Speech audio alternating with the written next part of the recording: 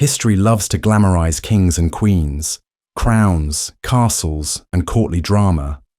But behind the thrones lurked madness, murder, and mayhem on a royal scale. From emperors who bathed in blood to queens who burned their rivals alive, these rulers didn't just make history, they scarred it. This isn't your average monarch documentary. This is 101 of the most horrifying, grotesque, and downright insane facts about the people who once ruled the world and ruined it. Buckle up, because these crowns came with claws.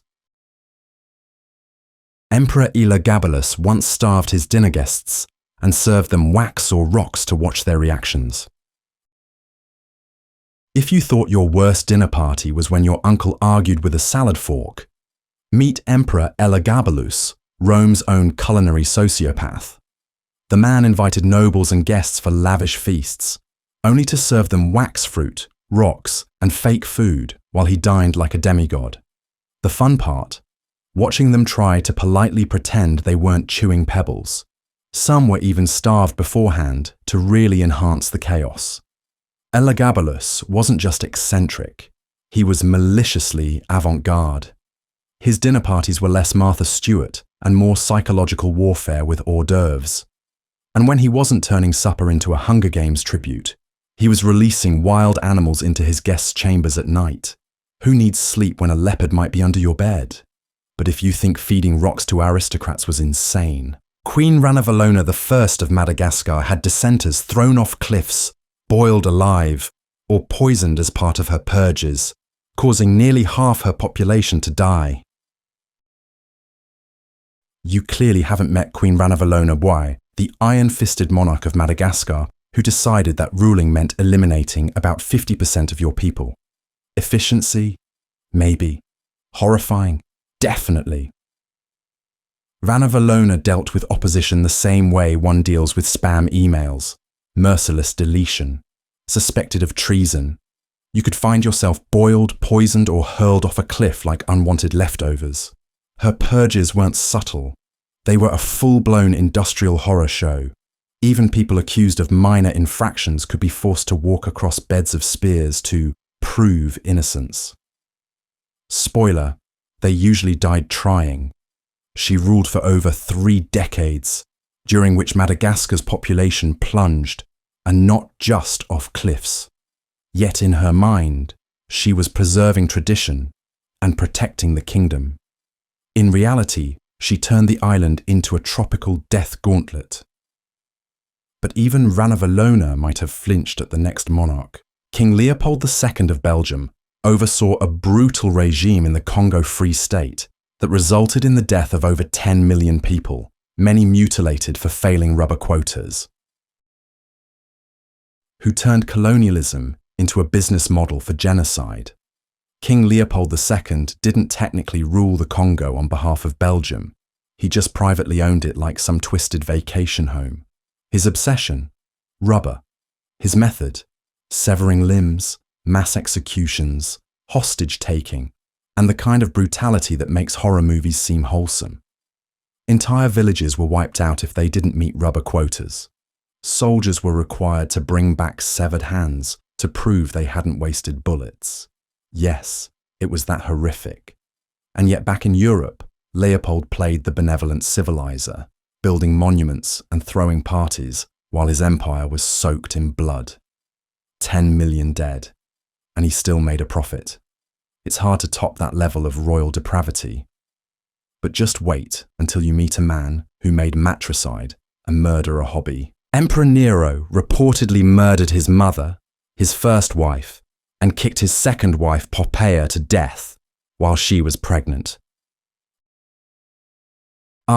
Emperor Nero, the man who turned Roman drama into a full-blown blood opera. If you thought your family dinners were uncomfortable, try being Nero's mum. Agrippina gave him the throne, and he thanked her by arranging her murder. First, he tried to drown her with a collapsible boat. When she swam to shore, he simply had her stabbed. As for his first wife, Octavia, banished and executed naturally.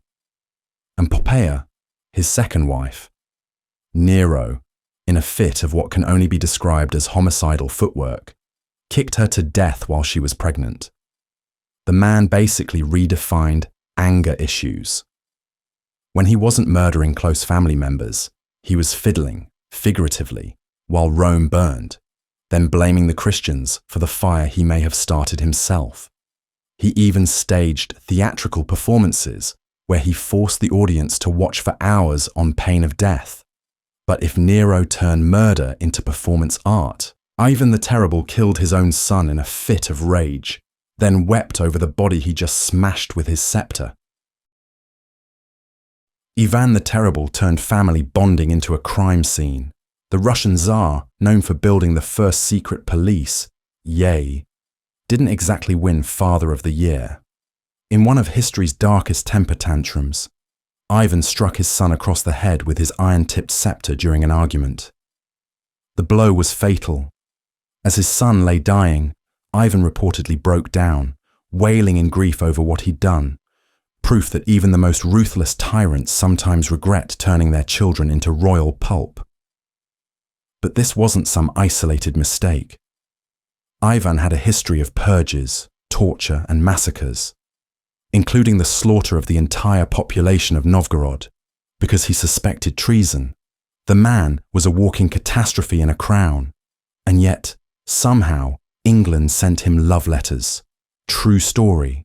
Queen Elizabeth I actually corresponded with him.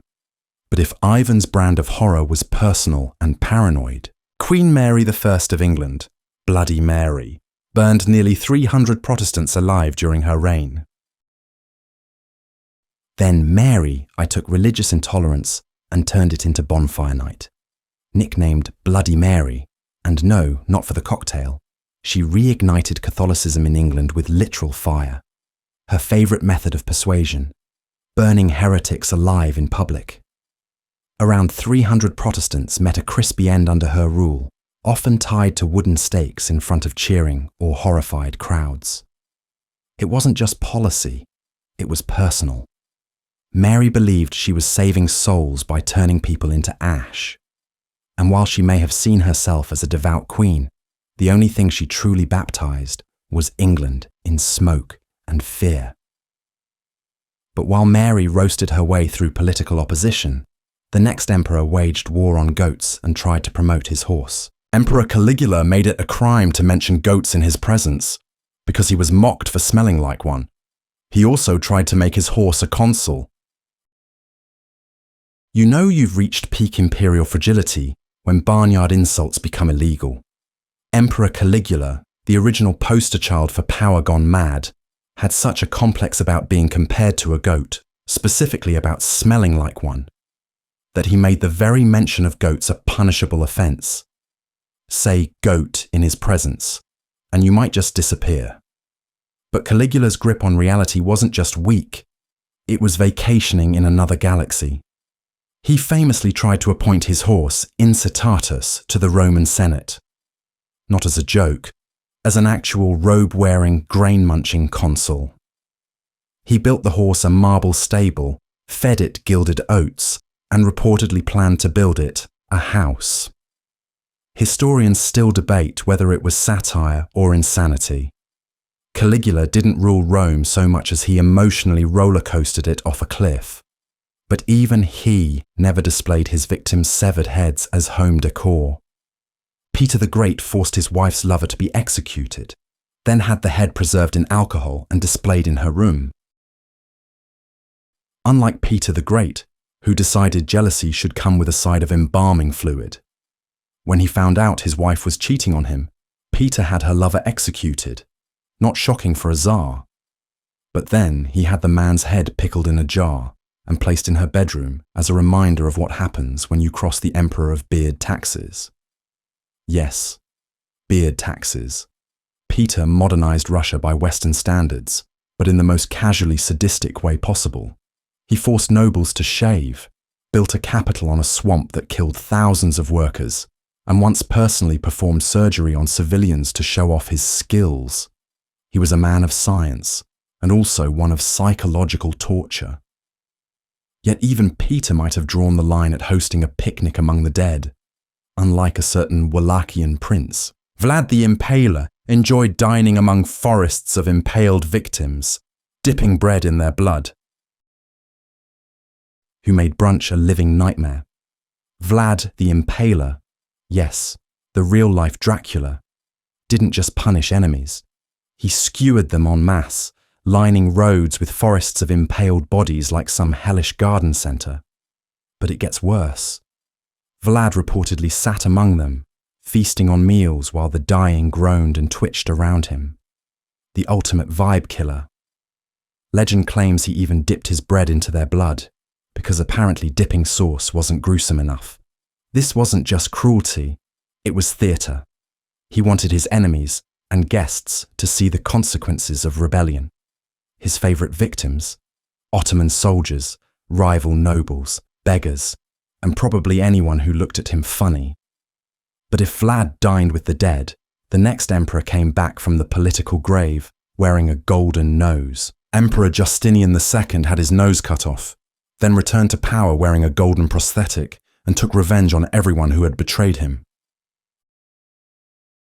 When life hands you a disfigurement, make it fashion. At least, that was Emperor Justinian II's approach. After being overthrown, exiled, and having his nose chopped off, because that's how the Byzantines said, "You're fired," most people would have called it quits, but not Justinian. He stormed back into Constantinople years later like a vengeful Bond villain, sporting a shiny golden prosthetic nose and a not-so-shiny desire for payback. He reclaimed the throne with the energy of a man who spent exile plotting everyone's downfall. And oh, did he deliver. He executed former allies, purged the army, and made sure everyone who'd ever snubbed him regretted it deeply.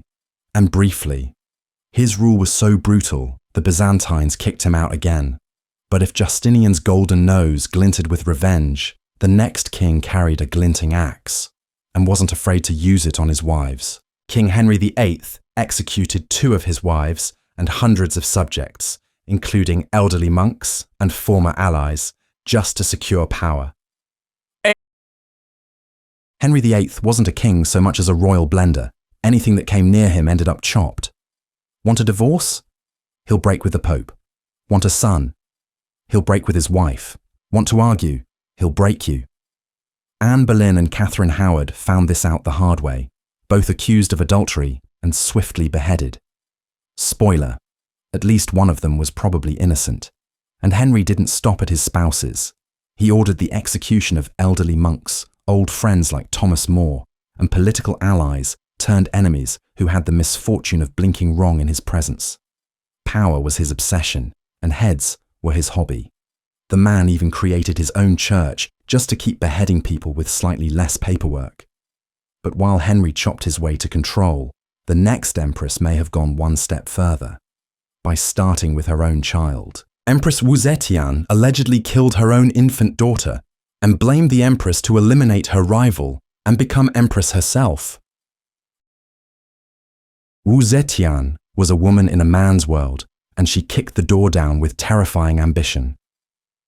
According to scandalous, though possibly biased, historical accounts, she allegedly smothered her own infant daughter, then blamed the sitting empress for the crime. The result? The empress was deposed, Wu slid into her place, and China gained its first and only ruling empress. Coincidence? Maybe. Ruthless political chess? Very likely. Wu didn't just climb the ladder, she yanked it out from under everyone else. Her reign was marked by secret police, mass purges, and Buddhist propaganda that conveniently declared her a divine ruler.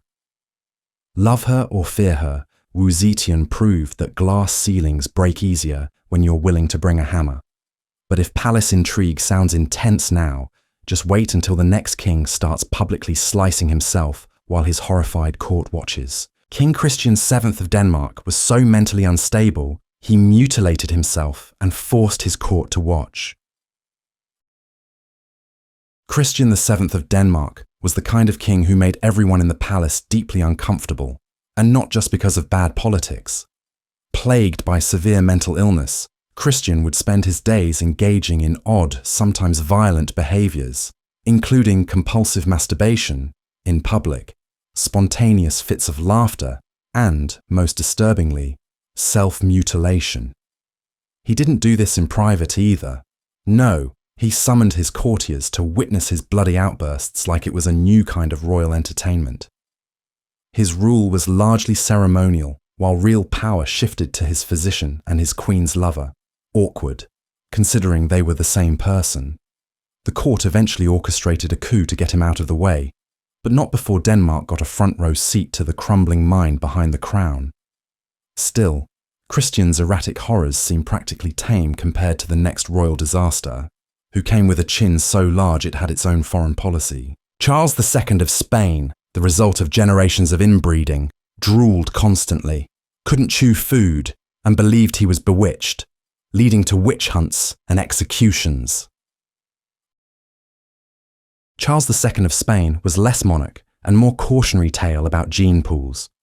After centuries of Habsburg inbreeding, Charles was born with a face that defied geometry, and a body so frail he couldn't chew without assistance.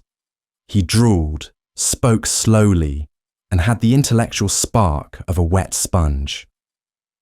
Unsurprisingly, he was declared cursed, literally.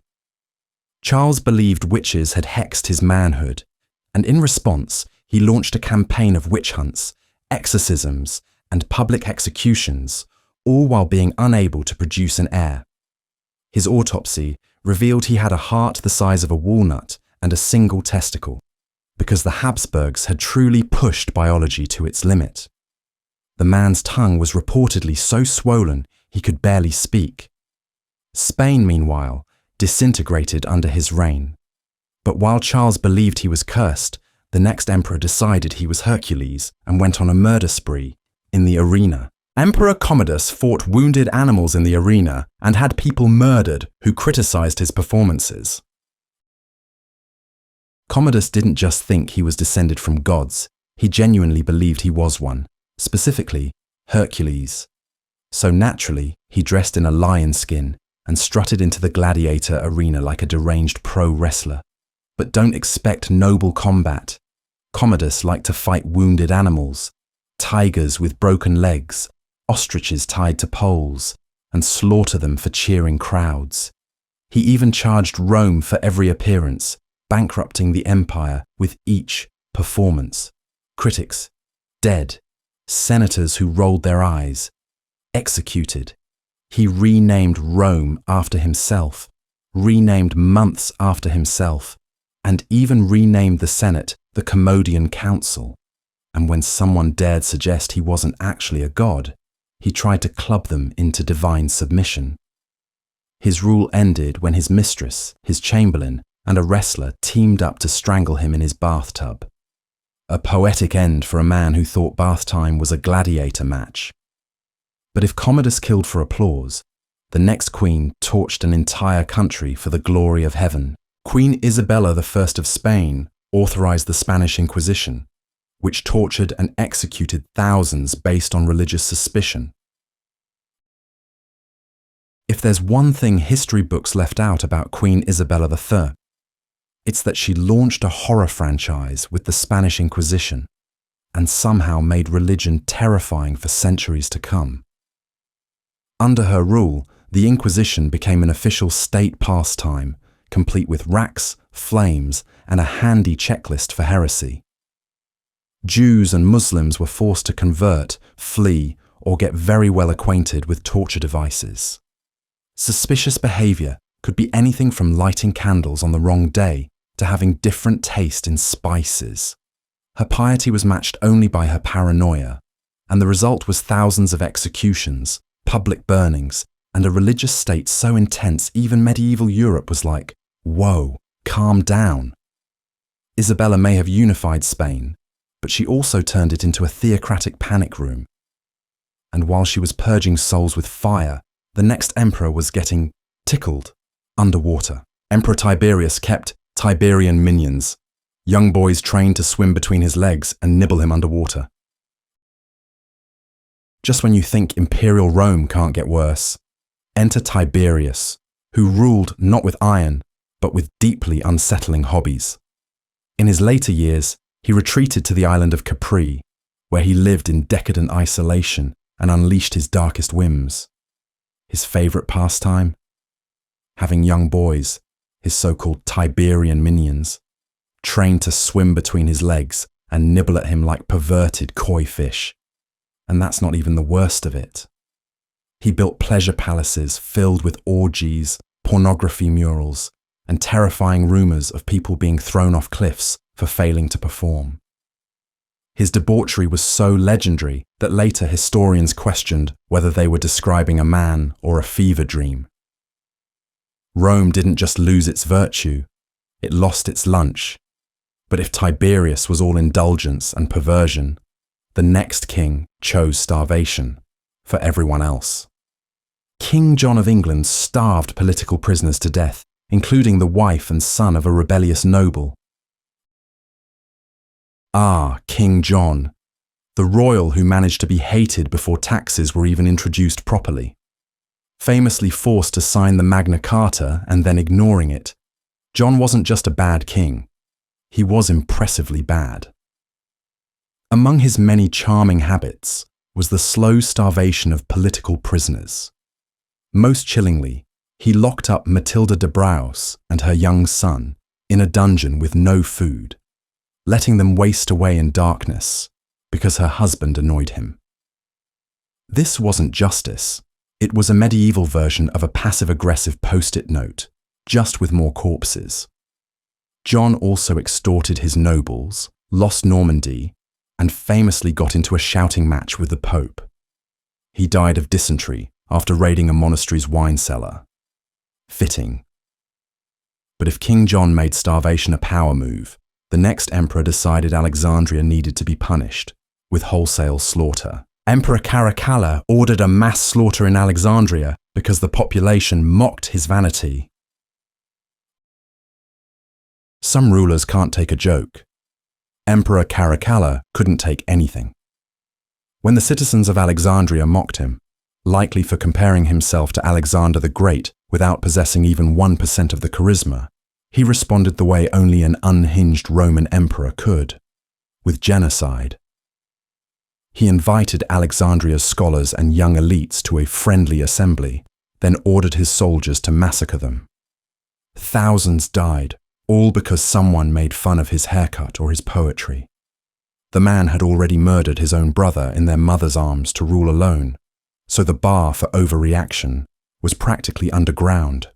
Caracalla was so obsessed with his own image that he had portraits of his brother destroyed across the empire. A true narcissist with an army.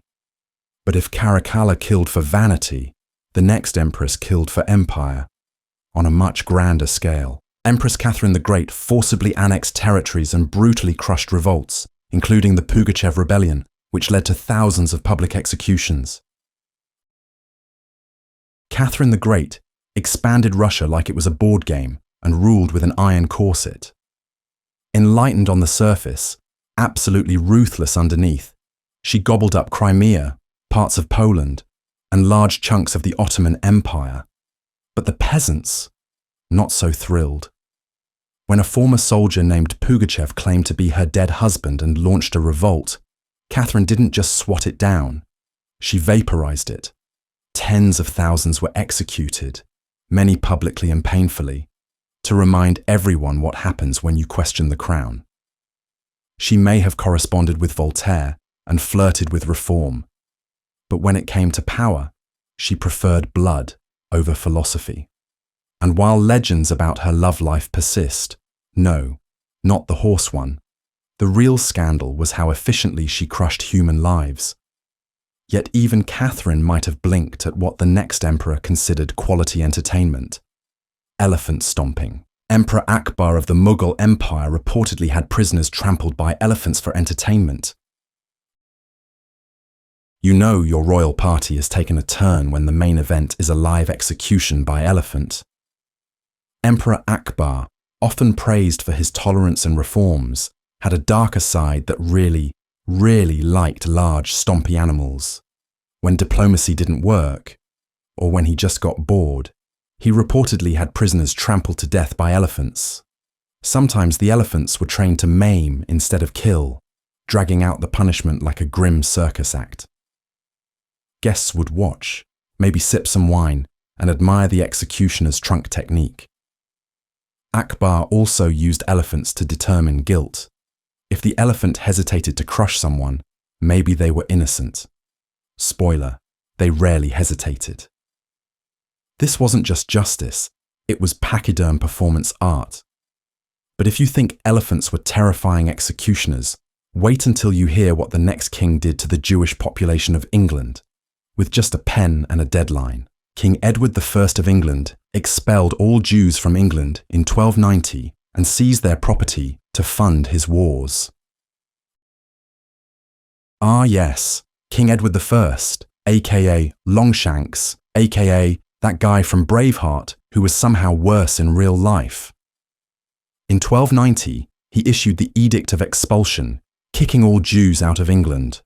Why? Officially, religious reasons. Unofficially, money. Jews were forced to abandon their homes, their possessions, and even their debts owed by Christians. Edward conveniently claimed those too. It was less an eviction and more a royal smash and grab.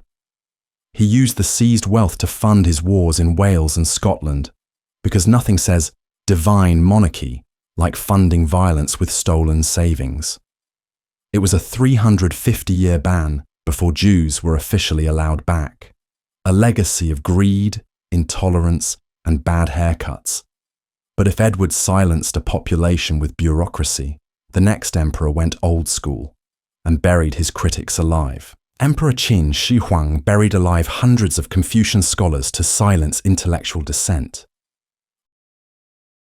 Qin Shi Huang, the first emperor of a unified China, is famous for building the Great Wall and being buried with a literal army of terracotta soldiers. Less famous, but far more horrifying, the time he buried real people, Confucian scholars, hundreds of them, alive, their crime, disagreeing with him. He declared their ideas obsolete, their books dangerous, and their existence inconvenient. So he had the books burned and the scholars entombed under dirt, effectively snuffing out the intellectual class in one go. It was like cancel culture with a bulldozer.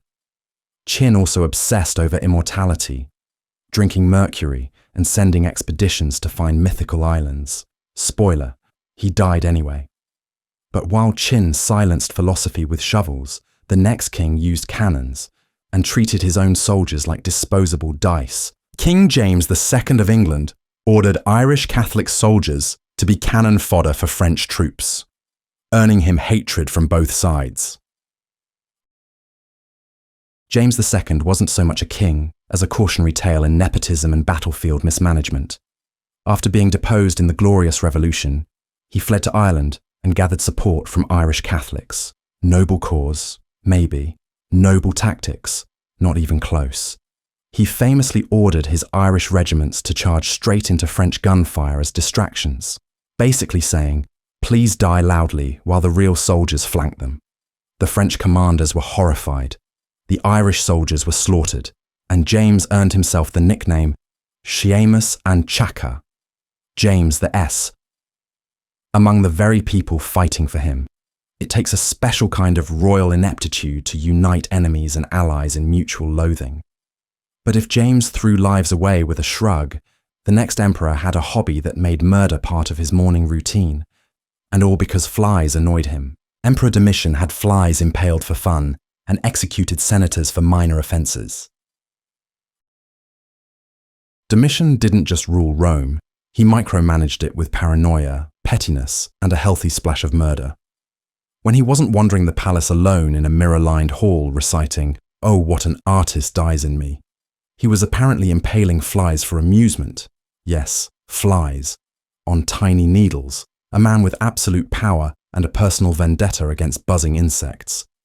But his cruelty wasn't reserved for pests. Senators who sneezed the wrong way or paused too long before praising him could find themselves executed. He once declared treason if someone referred to him with anything less than master and God. And to reinforce this modest image, he surrounded his palace with golden statues, of himself, of course.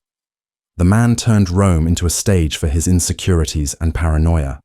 It was less of a government and more of a Shakespearean descent into madness. But if Domitian played God with senators, the next queen decided diplomacy was for the birds, and vengeance belonged in a burning bathhouse. Queen Olga of Kiev avenged her husband's death by inviting his killers to a feast and burning them alive in their bathhouse. You don't earn sainthood and the nickname the Terror of the North without doing something truly spectacular. When Queen Olga's husband was murdered by the Drevlians, she didn't cry, she calculated. First, she tricked a delegation of suitors into being buried alive. Then she invited the next group to bathe and relax, before locking the doors and setting the bathhouse on fire. The aroma of roasted diplomacy filled the air. Still not satisfied, she threw a fake funeral feast for her husband, got all the guests drunk, and had her soldiers massacre them. Olga didn't just avenge her husband, she systematically annihilated an entire tribe. And after all that, she converted to Christianity and was later declared a saint, because nothing says holy devotion like smiting people with fire and deception. But while Olga's wrath was personal, the next emperor used religion as a nationwide buzzkill, banning music and bulldozing temples with imperial flair. Emperor Aurangzeb destroyed Hindu temples, banned music, and enforced harsh Sharia laws across Mughal India. Aurangzeb wasn't interested in ruling a diverse empire. He wanted to remake it in his image, and that image had no time for dancing, or music, or anyone who didn't follow his interpretation of Islamic law. As Mughal emperor, he reversed decades of religious tolerance and started bulldozing Hindu temples like they were dominoes. Musicians fled, artists hid, and poets wept softly into their beards. He banned festivals, outlawed drinking, and turned the lively Mughal court into a silent, joyless bureaucracy with lots of swords. His reign sparked rebellions from Sikhs, Marathas, and basically every group that liked colours, drums, or breathing. By the time he died, the empire was a fractured mess, and all because he thought sitars were satanic. But if Aurangzeb crushed culture with legal ink and iron, the next king decided a mobile torture cage was the perfect place for his enemies to spend their twilight years. Louis XI of France had a mobile iron cage built to imprison political enemies in isolation until they went mad. If paranoia were a sport, Louis XI of France would have taken home the gold, the crown, and everyone else's heads. Known as the Spider King for his web of plots and schemes, Louis didn't just arrest political enemies, he caged them like medieval houseplants, but not just any cage. Oh no. He had custom-built iron cages called the Little Daughters of the King, small enough to prevent standing or lying down comfortably, yet roomy enough for your mental health to implode. These cages were portable, which meant he could literally bring your suffering with him on tour. Some prisoners spent years inside, slowly unraveling, while Louis chuckled and plotted his next move. Torture? Optional. The true punishment was solitude, silence, and slow-motion madness. He turned royal paranoia into performance art. But if Louis trapped his enemies in boxes, the next emperor went old school and introduced his critics to fire, directly. Emperor Haile Selassie of Ethiopia had critics publicly flogged and tortured using iron bars heated in fire. Haile Selassie may be remembered by some as a modernizer and divine symbol in Rastafarianism, but in Ethiopia, he also perfected the art of public pain. Dissenters weren't just imprisoned, they were whipped in front of crowds and then introduced to glowing hot iron bars, not as guests, but as test subjects. His regime used public floggings the way others use speeches, as a message. Step out of line, speak your mind, or critique the emperor, and you might find yourself on the receiving end of a smouldering lesson in obedience. And that's not even mentioning his handling of famines. He focused more on image than food while millions starved. When his own military finally overthrew him, they found him under house arrest with a lonely radio, still issuing commands to a world that had stopped listening. But while Haile used heat to silence critics, the next king decided forced conversions and bonfires were the perfect way to say, "Welcome to Catholic Spain." King Ferdinand II of Aragon celebrated the expulsion of Jews and Muslims and oversaw brutal forced conversions and executions. Ferdinand II, one half of the Catholic monarch's power couple with Isabella, had a unique approach to unity. Eliminate everyone different. He helped mastermind the 1492 Alhambra decree, which gave Jews in Spain a delightful choice: convert to Christianity, leave the country, or face execution. Muslims weren't far behind on the eviction list, and those who converted weren't exactly off the hook. They were hounded by the Spanish Inquisition, tortured, and sometimes executed for not being Christian enough. Spain lost some of its brightest minds, artists and merchants. But hey, at least Ferdinand got a unified faith-based nation and some nice new furniture. Meanwhile, he enjoyed military victories, papal praise, and being remembered more for Christopher Columbus than the blood-drenched religious purge he co-piloted. But while Ferdinand burned souls for orthodoxy, the next emperor burned everything for absolutely no reason, including possibly his own sanity. Emperor Bokassa, the first of the Central African Empire, allegedly beat children to death with his own hands, and may have engaged in cannibalism. When you declare yourself emperor in a poverty-stricken country and throw a coronation that costs more than your national budget, you're already off to a strong start in the Hall of Horrors. Bokassa. I didn't just crown himself. He went full Napoleon cosplay with a $5 million ceremony, golden throne, and diamonds studded everything, while his people ate dirt. But behind the glitter was a monster. Bokassa allegedly beat schoolchildren to death personally after they protested wearing uniforms with his face on them. Yes, his face. As for the cannibalism rumours, he never confirmed them, but several sources claimed he kept body parts in freezers and served suspicious meat dishes to guests. Whether or not he chewed on critics, he was eventually overthrown, with help from the French government that had once supported him. Irony is delicious, but if Bokassa brutalized children in life, the next king earned his place in infamy by murdering them in advance. King Herod the Great had his own sons strangled to protect his throne and ordered the massacre of the innocents, killing all male infants in Bethlehem. Herod the Great might have been a genius builder, but he made sure his legacy was soaked in infant blood. Paranoid doesn't begin to describe him. He suspected plots behind every curtain, including the ones held by his own children. He had at least 2 of his sons executed by strangulation, fearing they were gaining too much popularity. And just in case that didn't make history cringe, there's the infamous massacre of the innocents. According to the Gospel of Matthew, Herod ordered all male infants in Bethlehem killed after hearing a new king of the Jews had been born.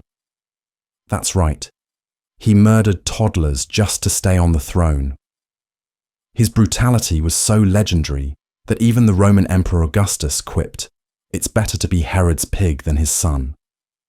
And if that's not enough royal family drama, just wait until the next empress blinds her own son just to sit on the throne alone. Empress Irene of Byzantium had her own son blinded so she could rule alone. He died from the wounds. Mother of the Year? Not quite. Empress Irene of Byzantium had once co-ruled with her son, Constantine VI. But when power sharing turned sour, she chose the logical Byzantine solution. Have him blinded. Not exiled, not imprisoned. Blinded so violently he died from his injuries. Why? So she could rule as empress in her own right, the first woman to do so in Byzantine history. Talk about a glass ceiling, shattered with a spiked club. Irene justified her actions with religion naturally, and even tried to marry Charlemagne to unify the empires, because clearly she was great at relationships. Her reign didn't last long after that. The nobles grew nervous about her whole eye-gouging your offspring policy and overthrew her, sending her into exile where she died poor and alone. But if Irene maimed her way to a throne, the next king just made being Protestant a death sentence, on an absolutely national scale. King Charles IX of France orchestrated the St. Bartholomew's Day Massacre, in which tens of thousands of Huguenots were slaughtered across France. Imagine inviting someone to your sister's wedding and then murdering them in the street. That's not just bad hosting, it's the St. Bartholomew's Day Massacre. King Charles IX, a jittery ruler heavily influenced by his mother, Catherine de' Medici, gave the green light for a mass slaughter of French Protestants, Huguenots, in 1572. It started in Paris and spread like wildfire, except instead of flames, it was mobs with daggers, pitchforks, and a deep hatred of religious diversity. Bodies were tossed into the Seine, churches ran red, and the Catholic crown just shrugged and kept stabbing. Tens of thousands died in the following weeks. Charles reportedly had a breakdown afterward, either from guilt or the realization that murdering your subjects en masse is generally bad PR. France would remain a boiling pot of religious chaos for decades. But if Charles filled the streets with blood in a fit of sectarian panic, the next emperor sat quietly on his throne, while his armies turned Asia into a human laboratory. Emperor Hirohito of Japan presided over atrocities in World War II, including human experimentation, mass civilian massacres, and forced sex slavery, while remaining publicly silent. Emperor Hirohito is the royal equivalent of plausible deniability, except with millions of casualties. During his reign, Japan committed some of the most horrific war crimes in history. The rape of Nanjing, where soldiers butchered civilians and raped tens of thousands of women. Unit 731, where prisoners were frozen, dissected alive, and injected with diseases for research, and the use of Korean, Chinese, and Filipino women as sex slaves for Japanese troops. And what did Hirohito do? He signed off on military appointments, watched parades, and maintained a dignified silence so deafening it echoes through history. After the war, the US conveniently decided he was too useful to prosecute, so he kept his throne, his wardrobe, and his carefully curated innocence. But if Hirohito quietly presided over nightmares, the next king made sure his personal crimes were loud, close, and possibly committed against two royal children. King Richard III allegedly murdered his two young nephews to secure his throne, their bodies hidden in the Tower of London. Richard III is what happens when Shakespeare meets true crime. After his brother Edward IV died, Richard was named protector of the realm for his two young nephews, Edward V and his younger brother Richard. And then, the boys mysteriously disappeared. Last seen playing in the Tower of London, their vanishing act conveniently cleared Richard's path to the throne. No bodies, no trials, just two missing princes and one very convenient coronation. Centuries later, their skeletal remains were allegedly found beneath a staircase, because royal mystery always comes with creepy architecture. Was Richard guilty?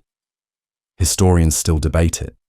But when even your biggest fans are writing sonnets about your hunchback and your murderous ambition, the PR team has clearly left the building. But if Richard's ambition killed silently in stone towers, the next emperor brought mutilation to the main stage, turning ears, noses, and hands into royal collectibles. Emperor Johannes IV of Ethiopia used mutilation as punishment. Hands, noses, and ears were routinely sliced off for petty crimes. Some rulers believed in justice. Emperor Johannes IV believed in scissors. Under his reign in 19th century Ethiopia, the royal legal system took cutting edge a bit too literally. Theft? Off with your hand. Gossiping about the emperor? Say goodbye to your ears. Mild tax evasion? That nose isn't doing much anyway, right? Johannes turned mutilation into a government-approved art form, leaving criminals permanently disfigured as a walking PSA for law and order. Public floggings were just the opening act. Mutilation was the grand finale. In a country where "don't lose your head" was almost literal advice, Johannes reigned with harsh discipline and zero tolerance. And while he may have defended his kingdom from foreign invaders, he sure wasn't defending anyone's limbs. But if Johannes chopped body parts for order, the next queen trimmed her lovers, from the record, permanently, before breakfast. Queen Tamara of Georgia had lovers executed the morning after bedding them to avoid scandal or political weakness. Queen Tamara of Georgia was a fierce, capable ruler, who also made black widow spiders look emotionally available. According to legend, and let's stress legend, but it's just so juicy, Tamara would discreetly take lovers into her chambers under cover of night. The next morning, execution. No pillow talk, no goodbye kiss, just a one-way trip to the chopping block. Why? Because dead men tell no tales, or spread rumours, or ask for political favours. Tamara had no interest in scandal or weakness, and certainly no patience for clingy suitors. She ruled during Georgia's golden age, expanded the empire, crushed rebellions, and apparently ghosted so hard it came with a burial plot. The church eventually canonized her, which makes her the only saint who might have handed out death warrants in silk robes. But if Tamara was ruthlessly pragmatic, the next king ruled like a shattered teacup because he literally thought he was one. King Charles VI of France believed he was made of glass and would shatter if touched, leading to widespread political instability. Charles VI of France ruled not with an iron fist, but with the delicate paranoia of a porcelain doll. He suffered from severe psychosis, which escalated to the point where he believed he was made entirely of glass. Not figuratively, literally. He wore reinforced clothing, refused to be touched, and avoided sitting for fear of cracking. Servants tiptoed, courtiers whispered, and the entire court bent itself into knots, trying not to break the monarch. While Charles was busy avoiding imaginary fractures, France fell into chaos. The 100 Years' War raged on, civil wars broke out, and royal factions used his condition like a weapon. His episodes could last months, during which France essentially had no king, just a very nervous man wrapped in blankets.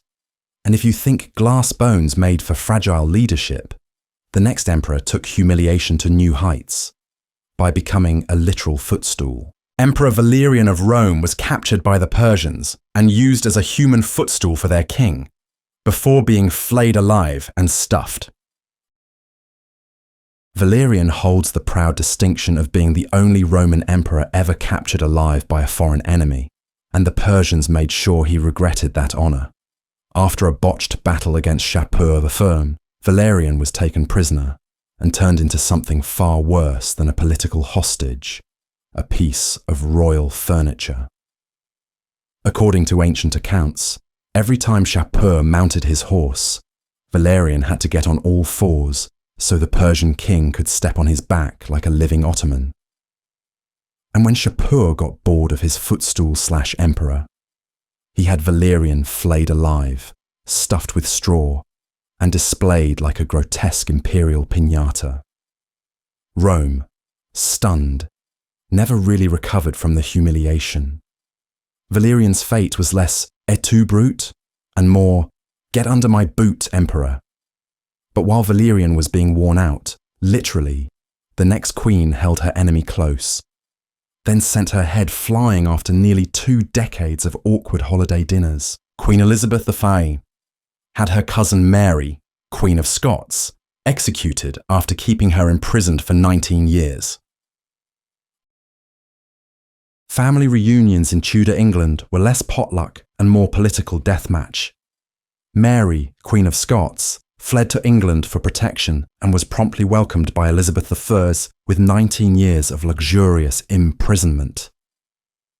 Mary was a Catholic claimant to the English throne, which made her the royal equivalent of a nuclear warhead.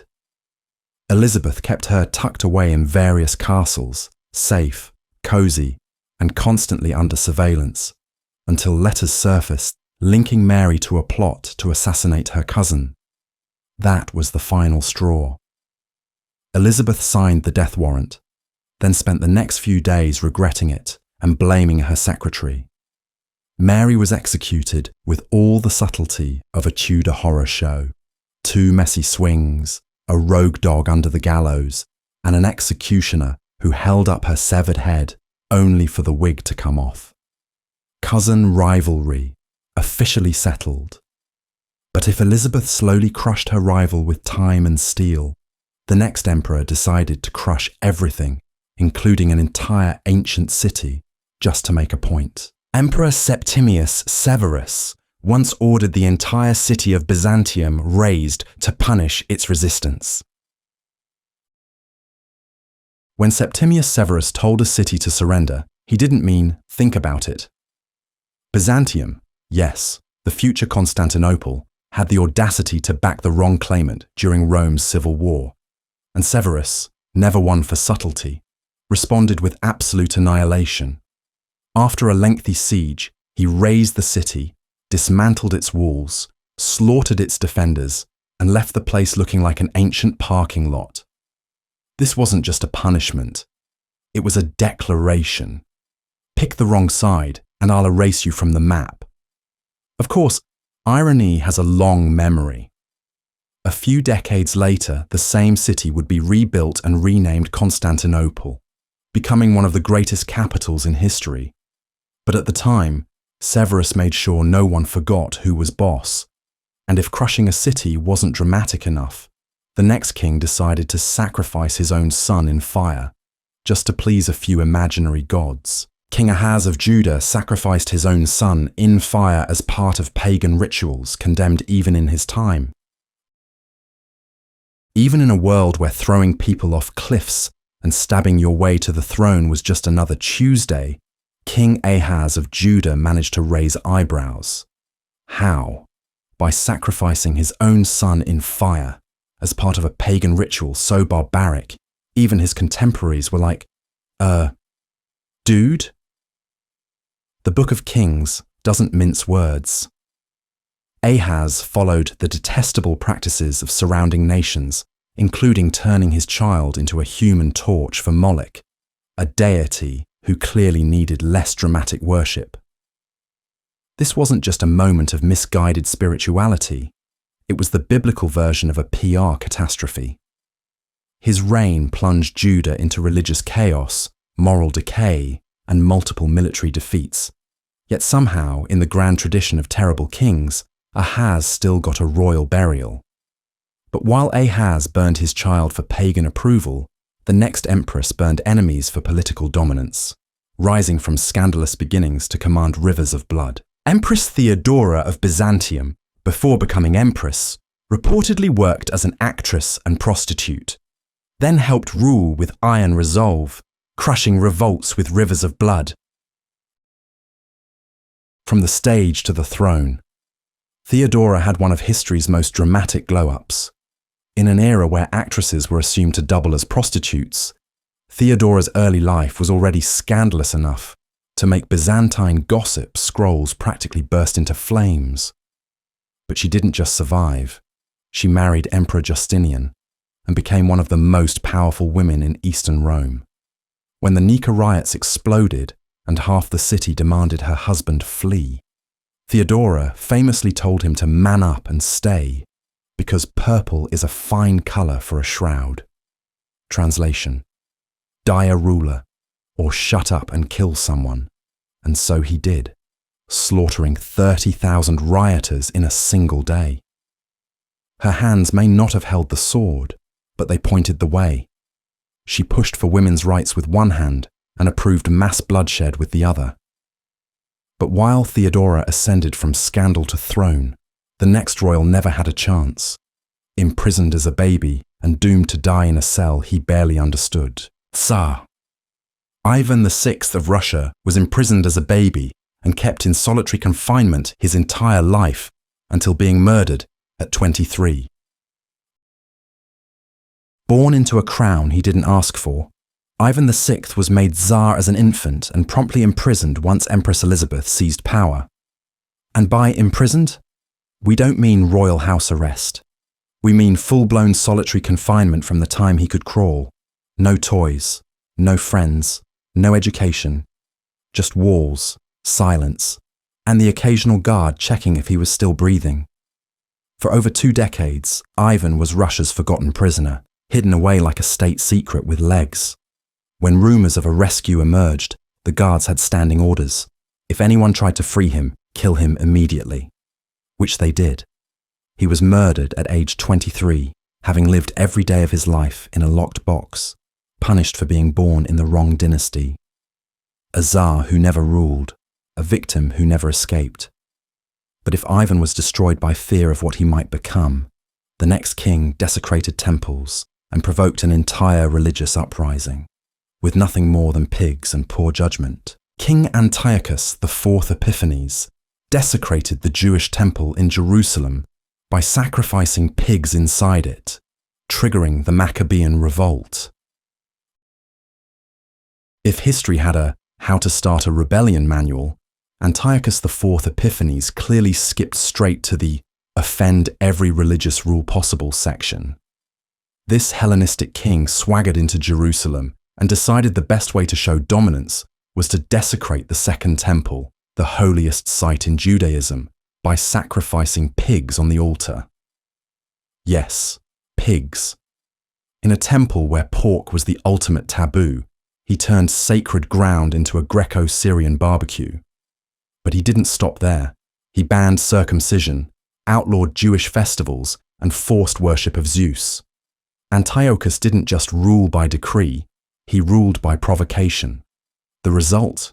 The Maccabean revolt, a full-on religious and guerrilla war that eventually led to the rededication of the temple and the origin of Hanukkah. So in a way, his pig stunt backfired historically, religiously, and symbolically. But if Antiochus triggered war with pork, the next queen preferred more intimate chaos, like assassinating bishops and smothering babies before bedtime. Queen Fredegund of Neustria ordered the assassination of bishops, poisoned rivals, and smothered infants she didn't like. If Game of Thrones had a French edition, Queen Fredegund of Neustria would have been its most blood-soaked character. This medieval murder machine clawed her way from palace maid to queen consort, and once she had a crown, she wore it with poison on one hand and a dagger in the other. Bishops who questioned her, dead. Rivals at court, poisoned at dinner, infants she suspected of threatening her children's inheritance, smothered in their cradles. No one was safe, not even her own stepchildren. She once sent assassins across borders just to make sure no potential heir outlived her paranoia. And through it all, she maintained a saintly public image, which just makes the body count even more impressive. If Theodora was a political flame, Fredegund was a wildfire in pearls. But as deadly as Fredegund was behind palace walls, the next emperor took his brutality public, forcing Christians to eat sacrifices or face torture so graphic it made lions look merciful. Emperor Galerius forced Christians to eat pagan sacrifices or be tortured to death during the Great Persecution.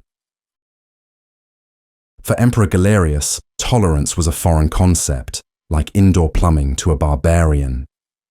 As one of the architects of the Great Persecution under Diocletian, Galerius helped kick off Rome's final and bloodiest crackdown on Christians. His favourite tactic? Offer them a nice plate of pagan sacrifices and say, "Eat, or we get creative." Those who refused were beaten, flayed, burned, and occasionally boiled. Entire congregations were arrested. Churches were razed. Scriptures were seized and torched. And if you were lucky, they'd just gouge out your eyes and let you limp away as a warning. Galerius believed Christianity was a threat to Rome's unity, and nothing says unity like mass torture. Ironically, on his deathbed, ravaged by a grotesque and likely gangrenous illness, he issued a religious tolerance edict out of desperation.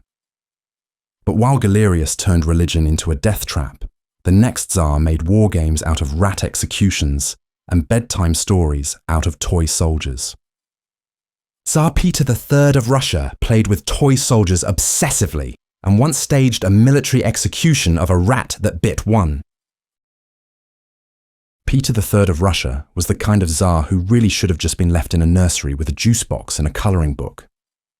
Instead, he ruled the largest empire on earth and brought his toy soldiers with him, literally. He'd spend hours playing elaborate war games with his miniature army, dressing them in a full regalia, saluting them, issuing commands, and punishing them. Once, when a rat dared to gnaw on one of his beloved tin troops, Peter put the rodent on trial for treason, found it guilty, and had it hanged in a tiny gallows. Witnesses were forced to watch. This was not an eccentric child. This was a 34-year-old monarch. Unsurprisingly, his wife, Catherine, the Great, had enough and orchestrated a coup within 6 months of his reign. He died mysteriously shortly after, likely strangled while his toy army stood in silent, painted horror. But if Peter ruled with a wooden sabre and a warped mind, the next king had no toys, no strategy, just a head full of ghosts and a country collapsing around him. King Henry VI of England was so mentally unstable, he wandered the halls talking to himself during a major civil war. Henry VI inherited the throne at just 9 months old, and the crown might have weighed more than his ability to rule ever could. Mild, devout, and utterly unsuited for kingship, Henry spent most of his adult life in a mental fog so dense it made foggy London look tropical. During the War of the Roses, as factions tore England apart, Henry would wander Windsor Castle muttering to himself, having long, passionate conversations with no one. At one point he fell into a catatonic state for over a year, didn't speak, didn't blink, didn't acknowledge the birth of his own son. His wife, Margaret of Anjou, effectively ruled in his name while also waging war to keep his crown glued to his vacant head. By the end, Henry was a ghost of a monarch, murdered in the Tower of London, likely on orders from the rival House of York. But while Henry's weakness led to civil collapse, the next emperor made his mark through strength, brutal, merciless, and soaked in the blood of anyone who dared pray to the wrong god. Emperor Diocletian burned churches, banned Christian worship, and executed thousands in one of Rome's bloodiest persecutions. Before Christianity became Rome's favourite religion, Diocletian made it his favourite enemy. With all the subtlety of a man setting fire to a cathedral with a smug grin, Diocletian launched the Great Persecution in 303 AD, Rome's final and most violent attempt to purge Christians from the empire. Churches were levelled, scriptures were burned, anyone refusing to offer sacrifices to the Roman gods faced flogging, torture or execution, and sometimes all three in one afternoon. It wasn't just a campaign, it was a bureaucratic apocalypse. Even members of the imperial household weren't safe. Diocletian believed he was preserving traditional Roman values. Instead, he created a roster of martyrs, saints, and future Christian icons. Ironically, the persecution failed spectacularly, and just a few emperors later, Christianity would become Rome's official religion. Talk about a divine backfire. But if Diocletian tried to erase a faith with fire and iron, the next queen learned you don't need violence to ruin a life, just a prison cell and 46 years of solitude. Queen Joanna of Castile was kept imprisoned for 46 years by her father and then her son, branded mad, possibly falsely. Queen Joanna of Castile, better known to history as Juana la Loca, had the tragic misfortune of being a politically inconvenient woman in a family that solved problems with dungeons. After her husband Philip the Handsome died, and yes, she reportedly carried his coffin around for months, which didn't help her public image. Her father Ferdinand declared her mentally unfit to rule and locked her up in the royal convent of Tordesillas. When he died, her son Charles took over and also kept her locked up for 46 years. Was she really mad? Historians now suspect she was more grief-stricken than insane, and very much a threat to the ambitions of powerful men. In confinement, she was denied clean clothes, contact with the outside world, and basic comfort. She died alone, forgotten, and still technically queen. A prisoner of her own title, she was silenced not with swords, but with stone walls and whispered diagnoses. But while Joanna wasted away in shadows, the next emperor used firing squads to announce his authority, right as his empire was collapsing in real time. Emperor Maximilian I of Mexico executed resistance leader Benito Juárez's supporters by firing squad, even as his empire collapsed. Maximilian I of Mexico was an Austrian archduke who thought becoming a Mexican emperor sounded like a fun side project. Spoiler alert, it was not. Installed by Napoleon III and backed by French bayonets, Maximilian tried to play both liberal reformer and imperial strongman. The result? Nobody liked him. As resistance against him grew, led by Republican hero Benito Juárez, Maximilian doubled down on being imperial. He had Juárez's supporters captured and executed by firing squad, often in full public view. The bullets didn't just kill people. They burned through whatever tiny scraps of legitimacy Maximilian had left. When the French pulled their troops, he was left standing in a borrowed crown on borrowed time. Eventually, he was captured and, irony of ironies, he was executed by firing squad.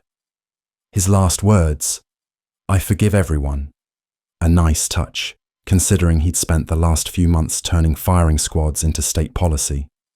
But if Maximilian died with borrowed power, the next emperor died trying to clean house, and ended up getting outmaneuvered by eunuchs. Emperor Wenzong of Tang orchestrated the massacre of the powerful eunuch faction, but failed, leading to brutal revenge executions. In the Tang dynasty, the most powerful men in court weren't ministers or generals, they were eunuchs, and Emperor Wenzong had had enough of it. Tired of being bossed around by castrated power brokers, he planned a coup known as the Sweet Dew Incident to wipe them out in one swift, bloody move. Unfortunately, the eunuchs got wind of it and flipped the script. They captured Wenzong's co-conspirators, beheaded them, paraded their heads through the streets, and reminded the emperor who really ran the show. Wenzong himself was left alive because killing the emperor was bad form, but he was reduced to a puppet on a golden leash. The planned purge became a masterclass in backfire. Eunuchs resumed their stranglehold on the court, and the blood Wenzong had hoped to spill ended up being that of his closest allies. If you ever wondered who wins between a throne and a well-organized staff of furious eunuchs, spoiler, not the guy in the robe. But while Wenzong's ambitions were foiled by betrayal, the next king brought shame to Versailles with a brothel full of underage girls, paid for by the state. King Louis XV of France took underage mistresses housed in a private brothel built near Versailles, all under state expense. When Louis XV wasn't busy bankrupting France with wars and wigs, he was draining the treasury for his favourite hobby, royal creepiness. Near the Palace of Versailles, he had a secret pleasure palace known as the Parc aux Cerfs, a private brothel where underage girls, some as young as 13, were kept on rotation for his exclusive attention. All of it funded, of course, by the French taxpayers. The girls were groomed, coached in court manners, and kept hidden from the public until they got pregnant or boring. Then, they were quietly married off or paid to disappear. This wasn't just royal promiscuity. It was institutionalized exploitation wrapped in silk sheets. Louis's image as the well-beloved slowly rotted into the nation's disgrace, and public opinion soured so badly that, by the time the revolution rolled in, people were practically cheering for guillotines. But while Louis lost moral authority in satin and perfume, the next empress lost her army in snow and silence, while saving only herself in a midnight escape. Empress Matilda of England once escaped a siege by dressing in white and walking over the snow at night, leaving her soldiers behind to die. Empress Matilda was many things. Ambitious, cunning, and absolutely not the kind of woman who stayed put in a collapsing fortress. During the English Civil War known as the Anarchy, Matilda found herself besieged in Oxford Castle, surrounded by enemy forces and no sign of rescue. So what did she do? Wait to be captured? Not a chance. On a snowy winter night, she dressed head to toe in white, slipped out under cover of darkness, and walked across the frozen Thames to freedom. It was bold, brilliant, and left every single one of her soldiers behind to face certain death. While she vanished like a royal snow ghost, they stayed to fight, or more accurately, to die horribly. But that's politics. Matilda's escape became legendary, a symbol of both her resilience and her cold pragmatism. And speaking of cold, what the next emperor did to his enemies would make a blizzard seem merciful. Emperor Basil II blinded 15,000 Bulgarian prisoners of war and sent them home in groups of 100, each led by a one-eyed man.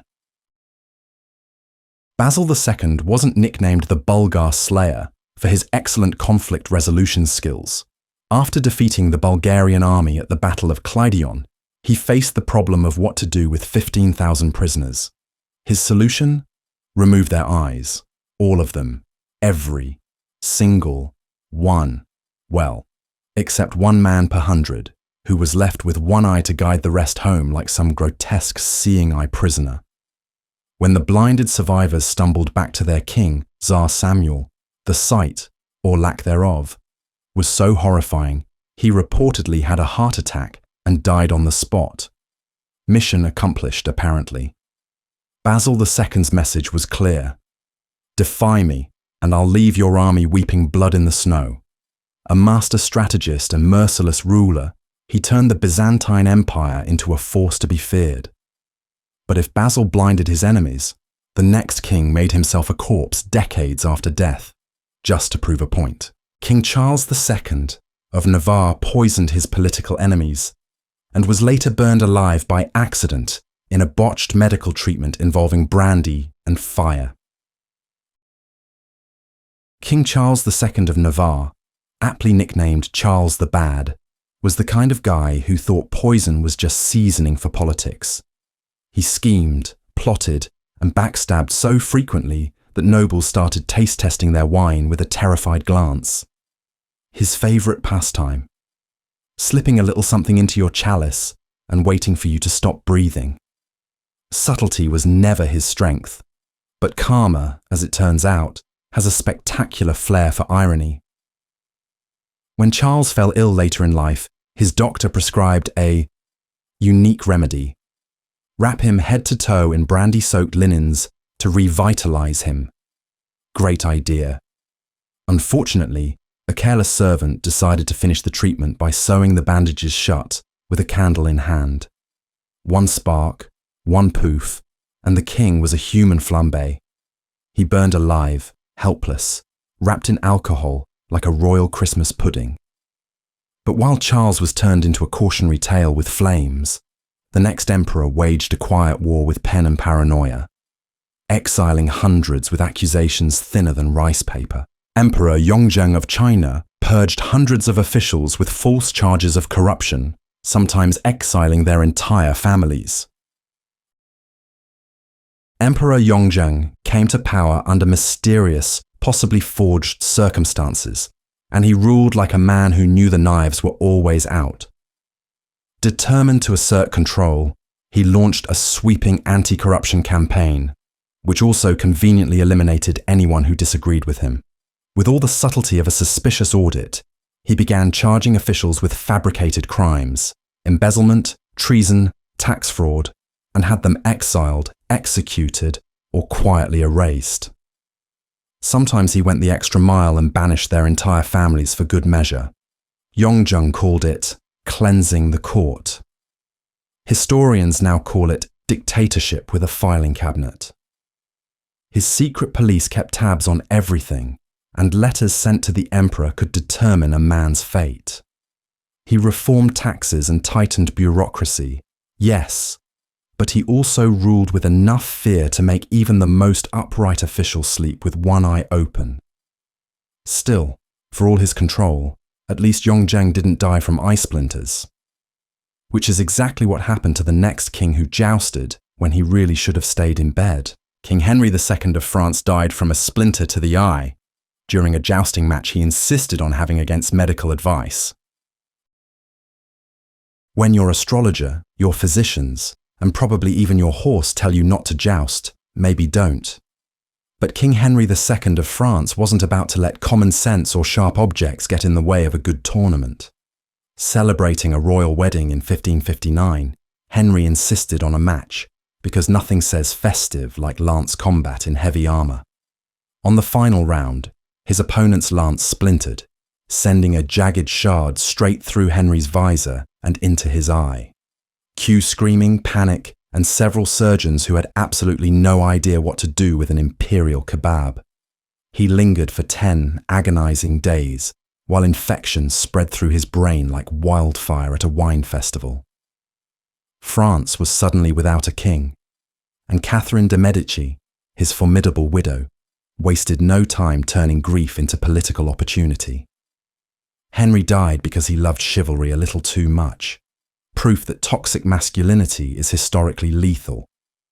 But if jousting killed Henry, the next queen was driven to religious hysteria, opium dreams, and hallucinations of eternal damnation. Queen Maria I of Portugal suffered from such extreme religious mania, she screamed during Mass, hallucinated hell, and had to be sedated with opium.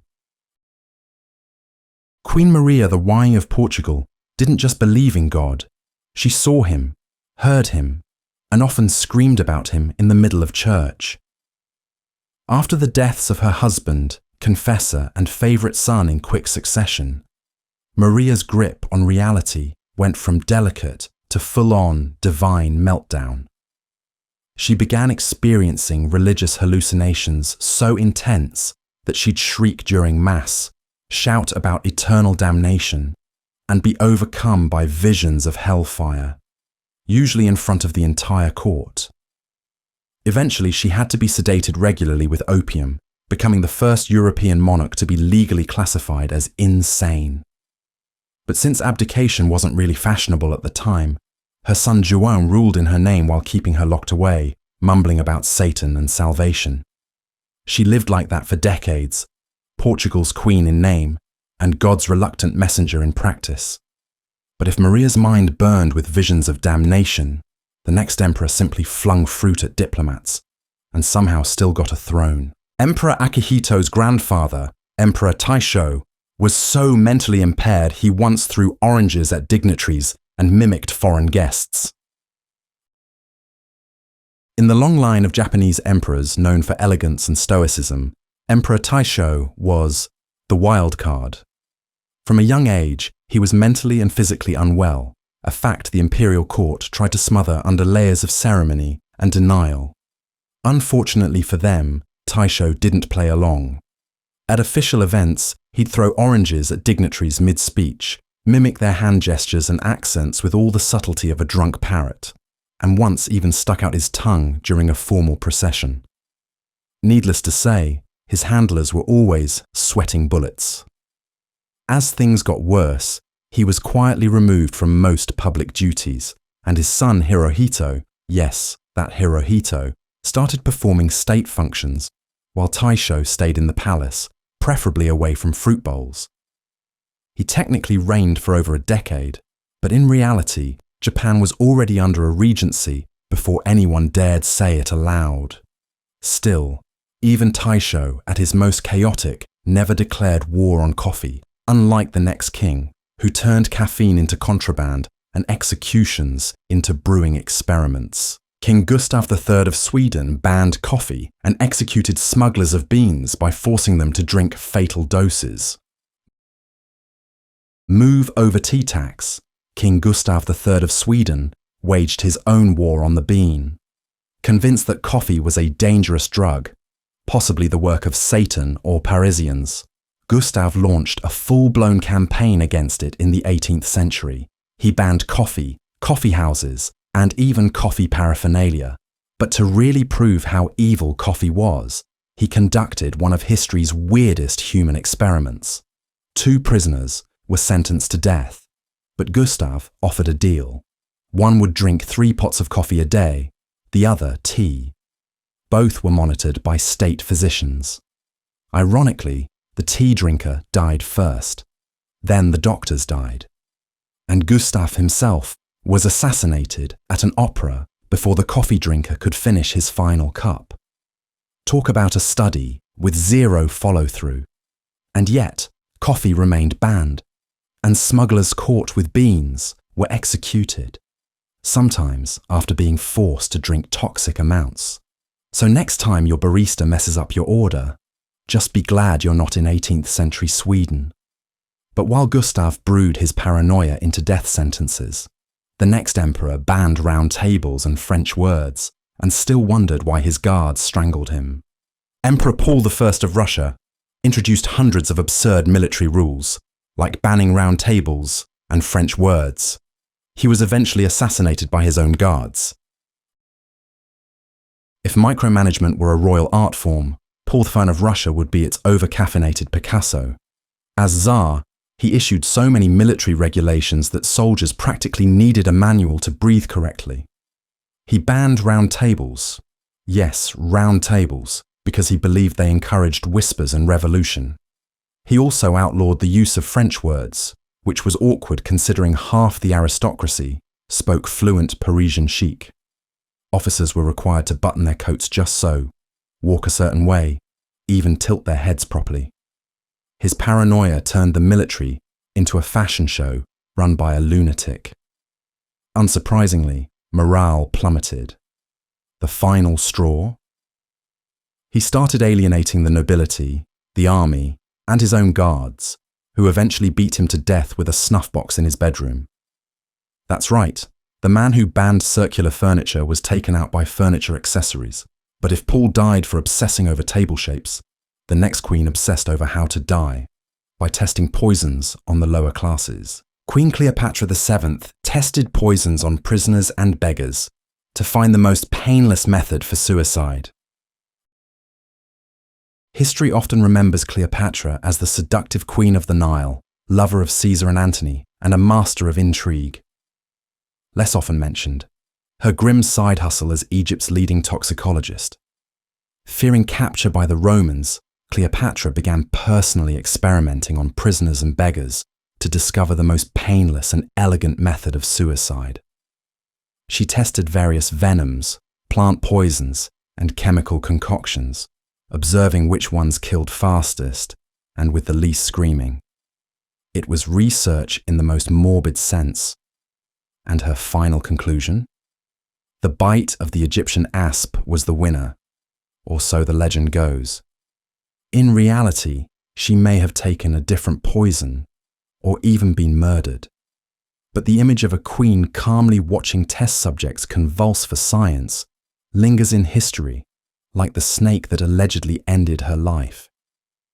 Yet if Cleopatra's empire ended in experimentation, the next emperor's rule ended in humiliation, watching his nation suffer while being propped up like a royal sock puppet. Emperor Puyi, the last emperor of China, watched helplessly as Japanese occupiers used him as a puppet and performed medical experiments on civilians under his rule.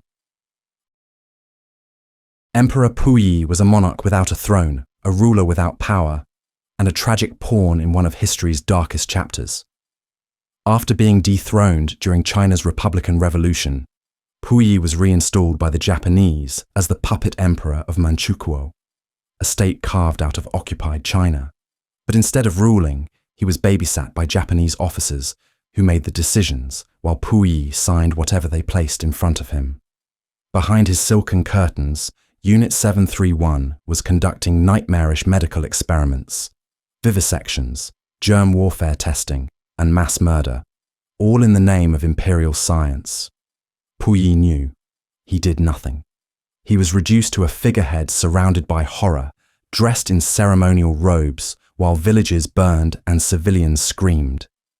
After the war, he was captured by the Soviets, imprisoned, and later re-educated by the Chinese Communist Party. From emperor to puppet, to prisoner, to gardener.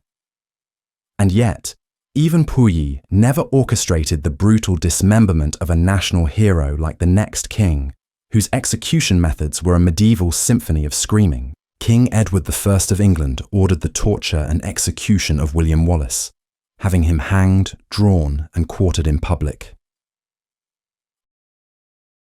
King Edward I of England, known as Longshanks for his towering height and even taller ego, didn't just want to defeat his enemies, he wanted to turn them into human warning signs.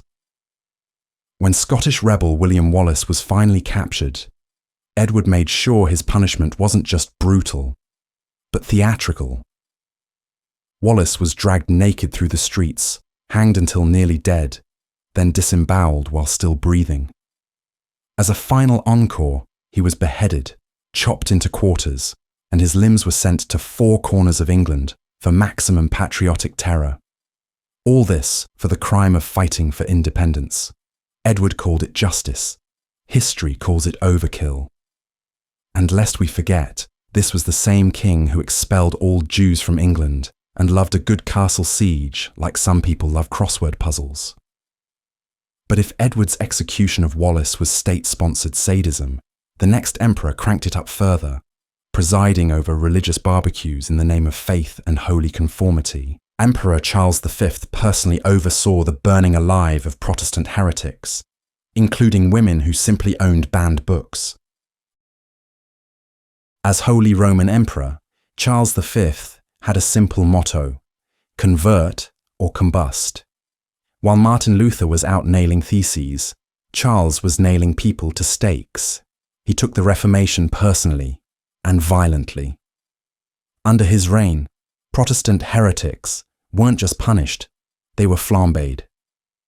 Women who owned banned books, torched. Men who refused confession, toasted. Whole cities trembled at the sight of inquisitors with matches. Charles didn't just authorize the executions, he sometimes attended them, standing in holy judgment as smoke and screams filled the sky. The man waged religious war with such enthusiasm, you'd think salvation depended on how fast someone caught fire. And while he cloaked it all in divine duty, his rule left parts of Europe charred and broken. But if Charles turned heretics into ashes, the next queen made sure her own family tree went up in flames, starting with her grandchildren. Queen Athaliah of Judah seized the throne by killing all her royal grandchildren, except one who escaped in hiding. If Grandma of the Year had an anti-award, Queen Athaliah of Judah would win it without competition. When her son, the king, died, Athaliah didn't mourn. She moved quickly, murdering every royal grandchild she could find to wipe out the line of succession and claim the throne for herself. Toddler? Doesn't matter. She saw potential threats in pacifiers. It was biblical infanticide with a tiara. Miraculously, one grandson, Joash, was hidden by a loyal nurse and smuggled into safety like a tiny royal Moses. Athaliah ruled for several years in the blood-soaked aftermath, worshipping Baal and generally doing everything a Davidic queen probably shouldn't. Eventually, Joash returned, was crowned king, and Athaliah was dragged from the palace and executed. But for a time, she stood as the only woman to rule Judah, and did so on a throne piled high with murdered descendants.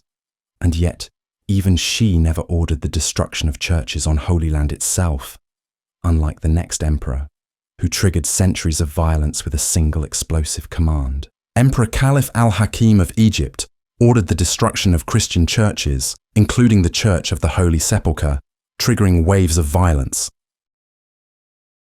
Caliph al-Hakim of Egypt wasn't just unpredictable, he was history's equivalent of a Molotov cocktail in a crown.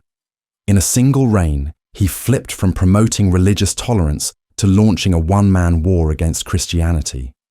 His most infamous act? Ordering the destruction of the Church of the Holy Sepulchre in Jerusalem, one of Christianity's holiest sites. Down it went, stone by sacred stone, along with dozens of other churches and monasteries across Egypt and the Levant. The move was so shocking it rippled through Europe, enraged Christendom, and helped sow the seeds of the First Crusade. Thanks to al-Hakim, centuries of relative calm were traded in for holy war, bloodshed, and angry knights with too much armor. And for what? No one's sure. He also outlawed certain vegetables, forbade women from wearing shoes, and vanished mysteriously in the desert, possibly murdered by his own guards. But while al-Hakim set fire to sacred spaces, the next king was busy setting fire to his credibility, one deranged monologue at a time. King George III had severe mental breakdowns, where he talked non-stop for hours, foamed at the mouth, and had to be physically restrained from harming himself. King George III of Britain was a man of great formality, strong convictions, and, eventually, long rambling soliloquies about nonsense while foaming at the mouth. His mental health collapsed in dramatic fashion, with episodes that included hours of non-stop talking, confusion about who he was, and attempts to shake hands with trees. On bad days, he had to be physically restrained to prevent him from hurting himself, or anyone else. Court doctors tried every medieval trick in the book, from leeches to cold water therapies, which mostly resulted in a wetter, still crazy king. His condition, now believed to have been porphyria or bipolar disorder, led to the establishment of the Regency, where his son took over as Prince Regent while George ranted into the palace wallpaper. Despite this, he lived to the ripe old age of 81, shouting all the way to the end. And yet, he was still more grounded than the next emperor, who mistook the fall of Rome for a paltry crisis. Emperor Honorius of Rome cared more about his pet chicken than about the fall of Rome. He was reportedly relieved to learn Rome had fallen, thinking it was his bird. When the Visigoths sacked Rome in 410 AD, it was a seismic event, the first time the Eternal City had fallen in nearly 800 years. News raced to Emperor Honorius, who was holed up in Ravenna, nervously petting his favorite chicken, whom he had lovingly named Rome. So, when a panicked messenger burst in shouting, "Rome has fallen!" the emperor reportedly gasped in horror, then sighed in relief upon clarification. "Ah, you mean the city. Thank goodness. I thought you meant the chicken." Yes, this is a real anecdote reported by ancient historians, possibly exaggerated, but perfectly on brand. Honorius was famously inept, obsessed with personal comfort, and utterly disengaged from the empire unraveling around him. While cities burned and provinces rebelled, he was busy feeding grain to his avian companion and redefining the word clueless. But if Honorius mistook apocalypse for a paltry emergency, the next queen mistook her endless string of infant deaths as divine will, never once questioning the people delivering her babies. Queen Anne of Great Britain allowed 17 of her children to die in infancy or stillbirth, without ever considering changing her physicians or midwives. If you're looking for the grimmest royal maternity record in history, Queen Anne of Great Britain sadly takes the crown and then buries it. Over the course of her life, Anne endured a staggering 17 pregnancies. Of those, not one child survived into adulthood. Some were miscarried, others stillborn, and a few died in infancy, including her only son, who made it past toddlerhood. You'd think after the 5th or 10th funeral, she might have reconsidered her choice of court physicians or midwives, but no. Loyalty and royal stubbornness won out over medical logic. To make matters worse, Anne was also plagued by painful gout, obesity, and depression. She reigned over the formation of Great Britain while privately drowning in grief and loss. Historians today still wonder how much of her tragedy was biology, and how much was bad medical advice she never dared question. But if Anne's loyalty to her doctors killed her children, the next emperor had no trouble bringing back torture when things got a little rowdy. Emperor Leopold II of Austria delayed the abolishment of torture, then reinstated it during revolts. Leopold II liked to style himself as an enlightened monarch. He read Voltaire, dabbled in reform and wore powdered wigs with an air of gentle benevolence. But when push came to revolution, he pushed back with shackles. At first he delayed abolishing torture, despite Enlightenment ideals whispering in his ear. Then, during civil unrest, he said, "You know what? Let's bring it back, because nothing says progress like a medieval comeback tour." Public floggings, rackings, and creative methods of confession extraction suddenly made a stylish return, all under the guise of preserving order. He also kept a tight lid on press freedoms and wasn't exactly known for letting the peasants speak their minds. So much for Enlightenment. But while Leopold was reviving state brutality, the next king wasn't content with executing his enemies. He wanted them dragged from the grave so he could re-execute them. King Alfonso VI of Castile reportedly had his enemy's corpse dug up and hanged, decades after death, to prove a point. King Alfonso VI of Castile had a grudge so profound it extended beyond the grave and kept going. After defeating his rival, Al-Mamun of Toledo, Alfonso supposedly didn't feel satisfied with just victory. No, he needed a little posthumous humiliation. So years after his enemy was dead and buried, he had the corpse exhumed, hanged publicly, and displayed like a warning sign that said, "Even death won't save you from my pettiness." It was one of those moments where you're not sure whether to fear the king or just hand him a therapist. Medieval rulers liked symbolism, but this was performance art in full decomposition. And while Alfonso was dragging skeletons into political theatre, the next emperor was dragging his living brothers into the palace garden, where their corpses became royal landscaping. Emperor Taizong of Tang China had his brothers murdered and their bodies displayed in the palace garden to secure the throne. Emperor Taizong of Tang is often hailed as one of China's greatest rulers, visionary, reformist, patron of the arts. But before he was the enlightened son of heaven, he was the kind of guy who turned family gatherings into a horror show. When the succession crisis heated up, Taizong didn't just outmaneuver his brothers. He personally murdered them, in cold blood, in a palace ambush. And then, because a little fratricide wasn't dramatic enough, he had their corpses displayed in the imperial garden like grotesque lawn ornaments. It was a clear message. This is what ambition looks like. Decorated. To his credit, he ruled magnificently afterward. But beneath the administrative brilliance and Confucian virtue was the memory of blood-soaked paving stones and the stench of dynasty-level trauma. While his court praised his wisdom, they probably also avoided standing too close to any flowering shrubs. But if Taizong turned murder into a monarchy starter pack, the next king turned religious purity into full-blown national cremation. King Philip II of Spain enforced religious uniformity through thousands of executions via the Inquisition, including burning Jews and Muslims alive. King Philip II didn't just love Catholicism, he turned it into a national weapon. Under his reign, the Spanish Inquisition became less about soul-saving and more about soul-incinerating.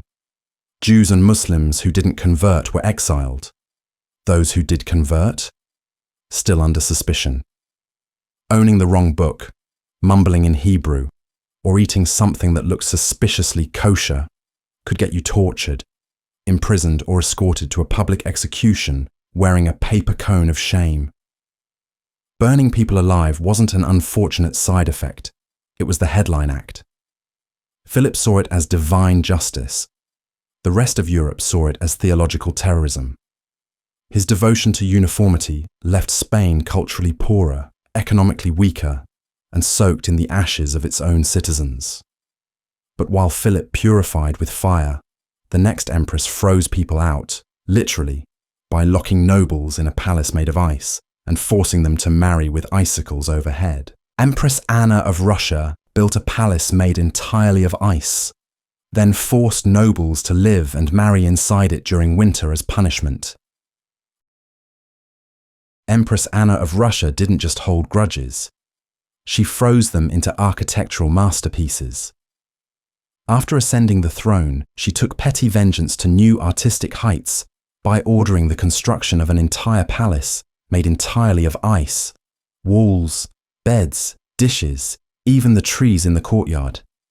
And then, in a move that redefines icy reception, she forced a noble couple, one of whom had displeased her, to marry inside the frozen fantasy.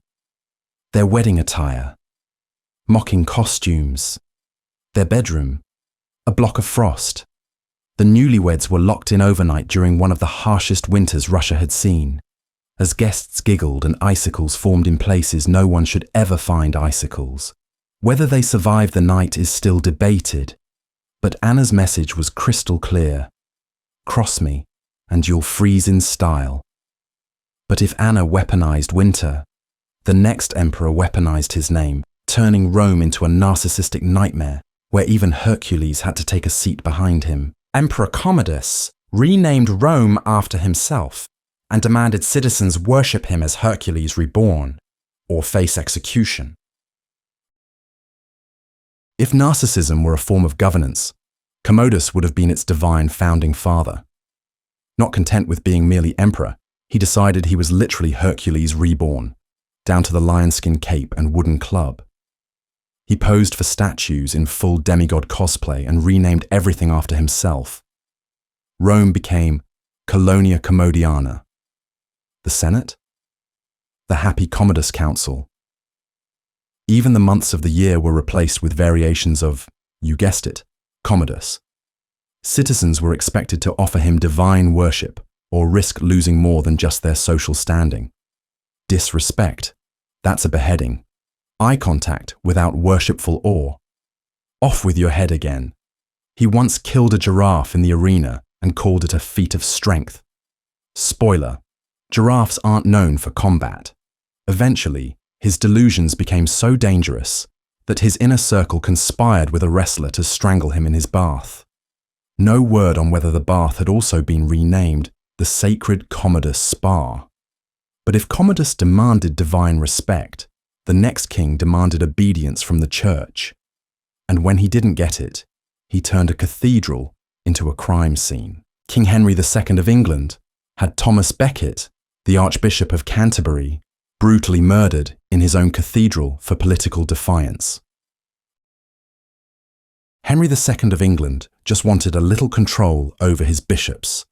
Instead, he got one of the most infamous murders in church history.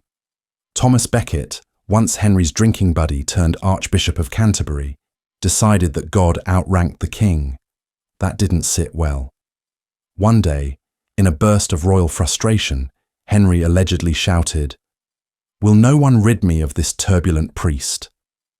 4 knights took it as a very loud suggestion. They rode to Canterbury, stormed the cathedral, and butchered Becket at the altar, slicing through his skull so hard the sword broke. Blood and brains soaked the holy floor, and a martyr was born. Henry tried to play innocent afterward, walking barefoot through the streets of Canterbury in penance while monks whipped him. Still, the damage was done. Becket became a saint. Henry became the guy who accidentally created a miracle site through casual regicide. But if Henry's crime became holy, the next queen's death was so brutal, it had to be hidden deep in the woods, with fire, knives, and political paranoia. Queen Min of Korea was assassinated by Japanese agents who mutilated her body and burned it in a forest to hide the evidence. Queen Min of Korea didn't go quietly. She was a political powerhouse who stood in the way of Japanese imperial ambitions in the late 19th century. So, the Japanese government sent agents, including sword-wielding samurai, to resolve the issue. They stormed the palace, butchered her body, and dragged it into the forest, where it was doused in oil and set on fire to erase all evidence. Why the overkill? Because Queen Min wasn't just defying Japan, she was rallying Korea, forging alliances, and threatening their puppet plans. Killing her was meant to shatter resistance. Instead, it sparked outrage, national mourning, and lasting anti-Japanese sentiment.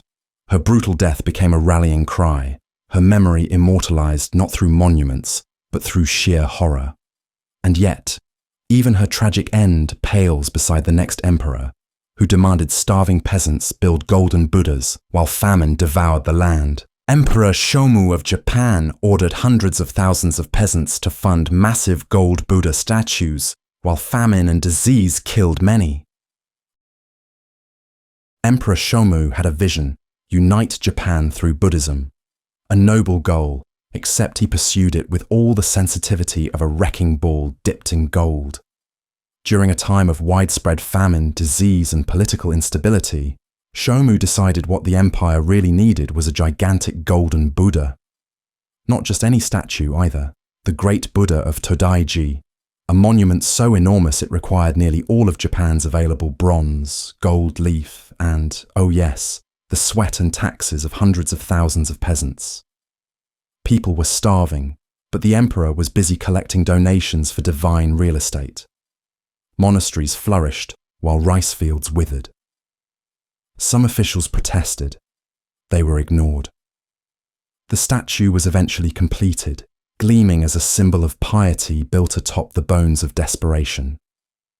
But while Shomu gold-plated suffering in the name of unity, the next Tsar simply erased dissent entirely, with censorship, prisons, and a deep loathing for anything resembling free thought. Tsar Nicholas I of Russia suppressed any dissent, censoring the press, banning literature, and torturing liberal intellectuals.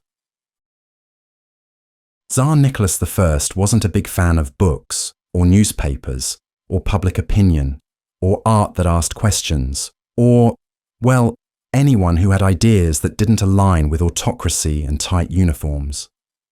During his reign, he turned Russia into a repressive surveillance state with an atmosphere so heavy, even the snowflakes were nervous.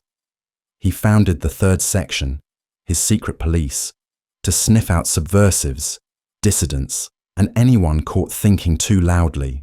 Writers were exiled, students arrested, and intellectuals tortured for promoting dangerous things like reform or human rights.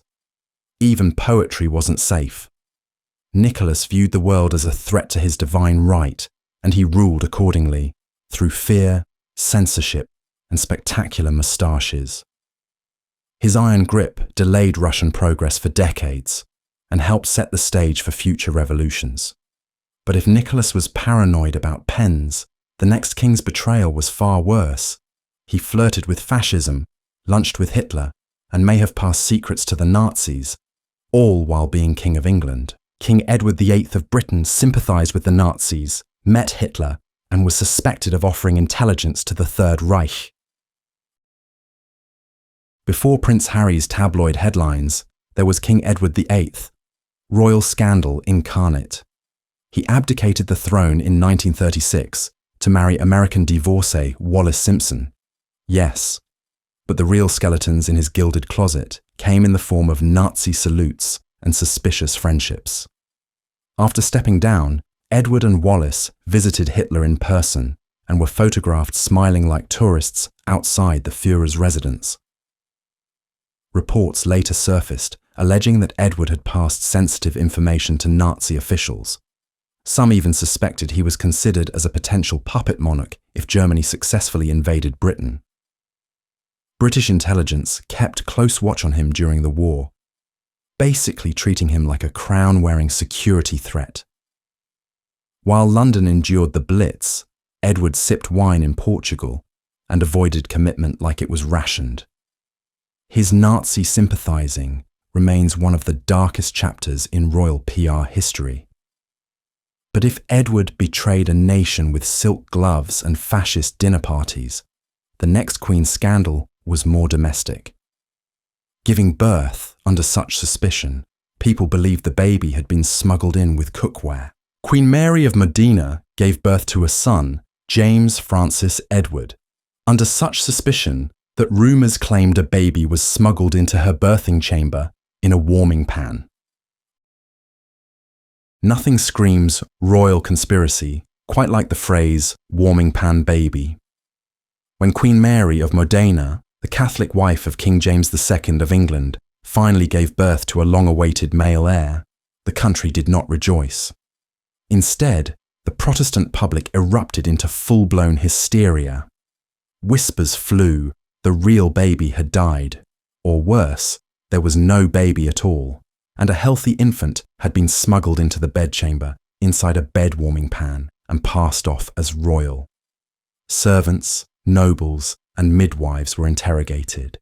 People even demanded to see the afterbirth as evidence.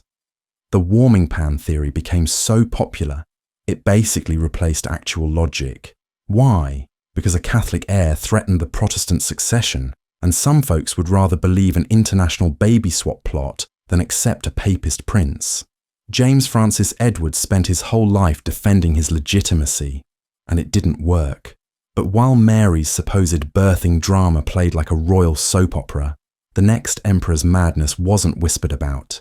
It was screamed at furniture while biting anyone in range. Emperor Justin II went mad, bit people, and screamed at furniture before being locked in his palace while a regent ruled in his place. Byzantine emperors have never been known for their chill, but Emperor Justin II really leaned into the madness with theatrical flair. After inheriting a crumbling empire and a pile of diplomatic disasters, Justin cracked. Slowly at first, fits of rage, erratic orders. But then he went full Byzantine berserk. He began gnawing on courtiers, attacking servants, and shouting at chairs as if they'd insulted his mother. The imperial palace became a 6th century haunted house, where no one was safe from spontaneous biting or sudden opera-level screaming. Eventually, his staff had to lock him away and install a regent, effectively running the empire while Justin babbled in the background. His decline was so extreme, it made furniture therapy seem like a viable treatment. But if Justin lost his mind, the next king lost his grip on reality in a different way. By surrounding himself with sorcerers, astrologers, and torture cages designed to drive his enemies into madness, one curse at a time. King Louis XI kept astrologers and sorcerers at court and had enemies cursed before torturing them to death in cages. King Louis XI of France, also known as the Universal Spider for his love of schemes and shady plots, was the kind of guy who believed astrology, black magic, and extreme torture should all be part of foreign policy. He filled his court with mystics, sorcerers, and fortune-tellers, and consulted the stars before making any major decision. He wore lucky charms stitched into his robes and reportedly paid people to curse his political enemies before imprisoning them in iron cages so small they couldn't stand, sit, or lie down.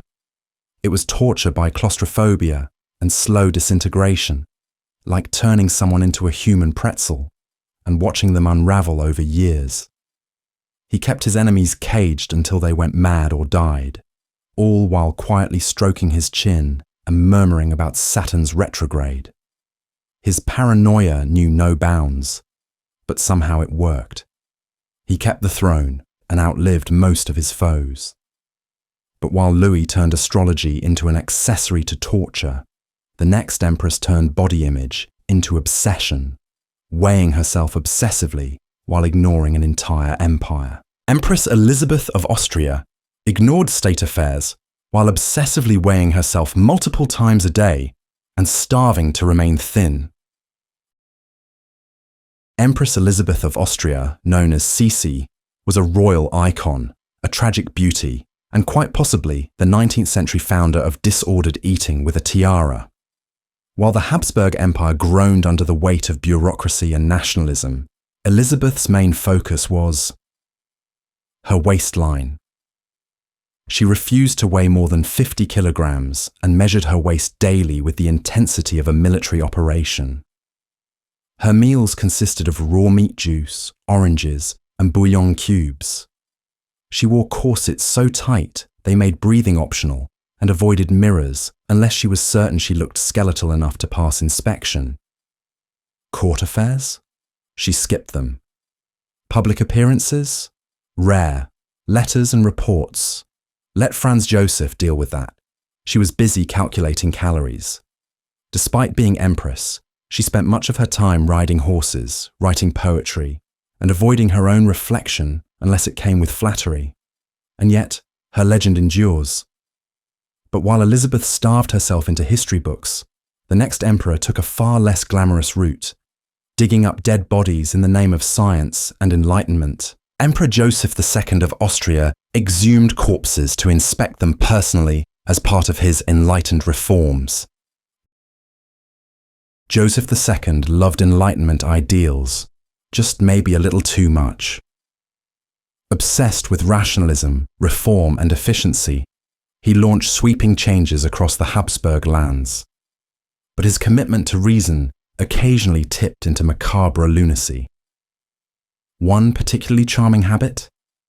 Ordering corpses exhumed so he could personally inspect decomposition, burial methods, and coffin designs, because nothing says progressive governance like playing grave inspector in your spare time.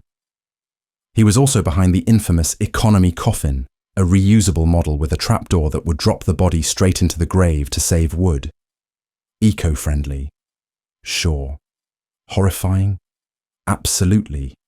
His reforms hit every area of life and death, often without public support or, basic tact. By the end of his reign, Joseph had alienated the church, the nobility, and most of his citizens. But at least he had a well-documented understanding of corpse placement. If Joseph reformed from the crypt upward, the next king governed like a cornered mafia boss, dodging bullets while silencing an entire nation. King Zog I of Albania survived over 50 assassination attempts and responded by banning all political parties and free speech. King Zog I of Albania had nerves of steel, a throne built on chaos, and a name that sounds like a comic book villain. During his reign, he was targeted in no fewer than 50 assassination attempts. 50! He was shot at during banquets, ambushed in public, and nearly poisoned more times than a royal wine taster could count. His response? Shut it all down. He banned political parties, outlawed dissent, and made free speech something that only applied to parrots. Zog carried a pistol at all times, and once fired back at attackers himself, because apparently Albanian monarchs handled security personally. He ruled like a man who assumed every handshake was a setup, and in fairness, he was usually right. Albania became less of a kingdom and more of a bunker with a throne inside. But if Zog silenced voices to preserve his skin, the next queen turned morality into law, criminalizing everything from sedition to sexuality, all under the banner of empire. Queen Victoria believed in moral cleansing of the British Empire, leading to laws that criminalized homosexuality, sedition, and indigenous religions. Queen Victoria may have had her face plastered on half the planet, but behind that matronly stare was a monarch obsessed with turning the world into one long sermon. Her reign wasn't just about railways and tea, it was about moral cleansing. Under her watch, and the oh-so-pious guidance of her parliament, the British Empire passed laws that criminalised homosexuality, declaring it gross indecency and punished it with prison or worse. Sedition? That was basically anything louder than a polite disagreement. And indigenous religions across the colonies, declared savage, outlawed, and replaced with forced Christianization and very stiff upper lips. Colonial officials marched in with Bibles in one hand and penal codes in the other, wiping out spiritual traditions with all the subtlety of a bulldozer in a prayer circle. Victoria herself likely believed she was civilizing the world, but her empire left a trail of ruined cultures and imprisoned lives in the name of virtue. But if Victoria ruled with a moral fist in a velvet glove, the next emperor dropped all pretense, authorizing street executions for anyone who dared stand in his army's way. Emperor Wilhelm II of Germany issued orders that civilians in Belgium who resisted German occupation could be executed without trial. Wilhelm II, the last German emperor, had a moustache that could slice cheese and a temper that could start wars, which it did. When German forces marched into neutral Belgium during World War I, the Belgians didn't exactly roll out the red carpet. So Wilhelm, ever the charmer, gave an order straight from a villain's playbook. Any civilian resistance should be met with execution, No trial, no tribunal, just bullets and blindfolds. Suspected snipers, shot. Rumoured saboteurs, shot. Farmers holding pitchforks a little too confidently, also shot. Entire villages were burned to the ground as examples, their citizens slaughtered for daring to protect their homes. The policy became known as the Rape of Belgium, and it turned global opinion against Germany faster than you could say Kaiser. But while Wilhelm weaponized war crimes with chilling precision, the next king decided that unity through religion meant torching churches and torturing anyone who didn't agree, with or without their consent. King Louis XIV revoked the Edict of Nantes, unleashing violent persecution of Protestants, including forced conversions, torture, and exile. Louis XIV called himself the Sun King, but for French Protestants, his reign felt more like a total eclipse. In 1685, he revoked the Edict of Nantes, the law that had granted Protestants, aka Huguenots, religious freedom for nearly a century. Why? Because in Louis's view, one king, one law, one faith. What followed was a nationwide crackdown that turned Protestantism into a crime. Churches were demolished, schools closed, pastors banished or executed, and ordinary citizens were dragged from their homes and beaten until they converted. Thousands were tortured. Hundreds of thousands fled into exile, taking their skills, wealth, and very un-French opinions with them. France lost a generation of artisans, scholars, and professionals, but Louis got his wish. A very Catholic kingdom, run by a very smug monarch in very expensive shoes. But while Louis used religion as a wrecking ball, the next emperor decided the key to health wasn't prayer, but literally eating the Bible one page at a time. Emperor Menelik II of Ethiopia believed he could cure illness by eating pages of the Bible, and once ordered 300 copies consumed. Some leaders seek healing through medicine. Others, like Emperor Menelik II of Ethiopia, prefer a more digestive approach to divine intervention. When Menelik fell ill late in life, he turned to the most sacred text he knew, the Bible. But rather than reading it for spiritual strength, he decided the best way to absorb God's power was to literally consume it, page by page, ink, paper, and all. At one point, he reportedly ordered 300 copies of the Bible to be prepared, not for national distribution, but for ceremonial snacking. He believed this holy fiber diet could cure what medicine could not. Unfortunately, it didn't. He worsened naturally, because scripture isn't known for its laxative properties. The act became a national embarrassment, and religious leaders gently suggested that maybe the word of God was meant for the soul, not the stomach. But while Menelik munched on papyrus, hoping for miracles, the next queen chose cold steel, and personally executed her favourite companion in a corridor that echoed with betrayal. Queen Christina of Sweden executed her own favourite, Monaldeschi, by sword in a cold corridor after accusing him of betrayal. Queen Christina of Sweden was many things: brilliant, eccentric, cross-dressing, and absolutely not one to be crossed. After abdicating her throne and converting to Catholicism, she took her royal flair on tour across Europe like a philosophical rock star. But woe to those who thought her dramatic flair was all talk. Enter Monaldeschi, her favoured courtier, trusted confidant, and, as it turns out, allegedly a backstabbing letter leaker. In a stunning act of royal vengeance, Christina confronted him inside the cold corridors of Fontainebleau Palace, read his betrayal aloud, and then personally ordered his execution on the spot. The guards hesitated, thinking it was a test. It wasn't. Monaldeschi was hacked to death with swords, while Christina watched, emotionless. She faced international outrage, but shrugged it off like a dropped glove. After all, what's a little courtly bloodshed when you're the ex-queen of Sweden with divine prerogative?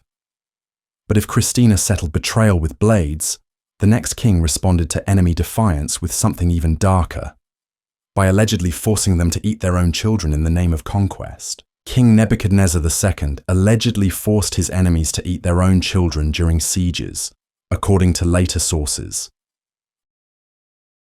King Nebuchadnezzar II of Babylon wasn't content with merely defeating his enemies.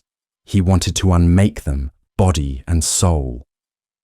During his siege of Jerusalem in 586 BCE, the city's inhabitants were starved, brutalized, and driven into desperation.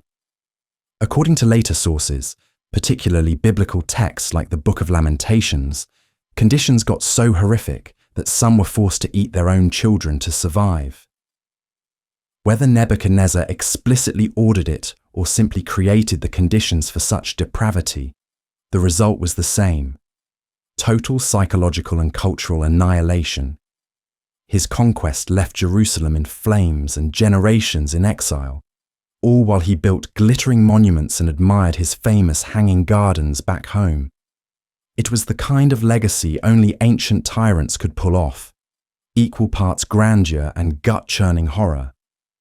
But while Nebuchadnezzar's cruelty became scripture-worthy, the next emperor's family turned war crimes into a science experiment, with civilians as unwilling test subjects and chemical weapons as their tools. Emperor Hirohito's brother, Prince Yasuhiko, authorized chemical weapons testing on Chinese civilians in Unit 731. When it comes to royal war crimes, few match the grotesque legacy of Prince Yasuhiko, younger brother of Emperor Hirohito. As a high-ranking officer and member of Japan's imperial family, he wasn't just watching from the sidelines. He was deep in the logistical guts of Unit 731, the infamous Japanese death lab. This research unit conducted some of the most appalling atrocities in history: vivisections on live prisoners, biological warfare testing, and chemical experiments that included spraying plague-infected fleas onto villages. Prince Yasuhiko is believed to have signed off on or been aware of these horrors, carried out on Chinese civilians and POWs, with scientific detachment and no remorse. Thousands died, not in battle, but in controlled agony, all while Japan's leadership, royal family included, maintained icy silence. After the war, the US struck a deal: immunity for the scientists in exchange for their data. Prince Yasuhiko escaped justice. The victims did not. But while he buried his crimes under empire and secrecy, the next king buried his enemies in caves, then smoked them like firewood. King Charles VI of France sent troops to massacre Algerians in caves, killing thousands by lighting fires and suffocating them with smoke.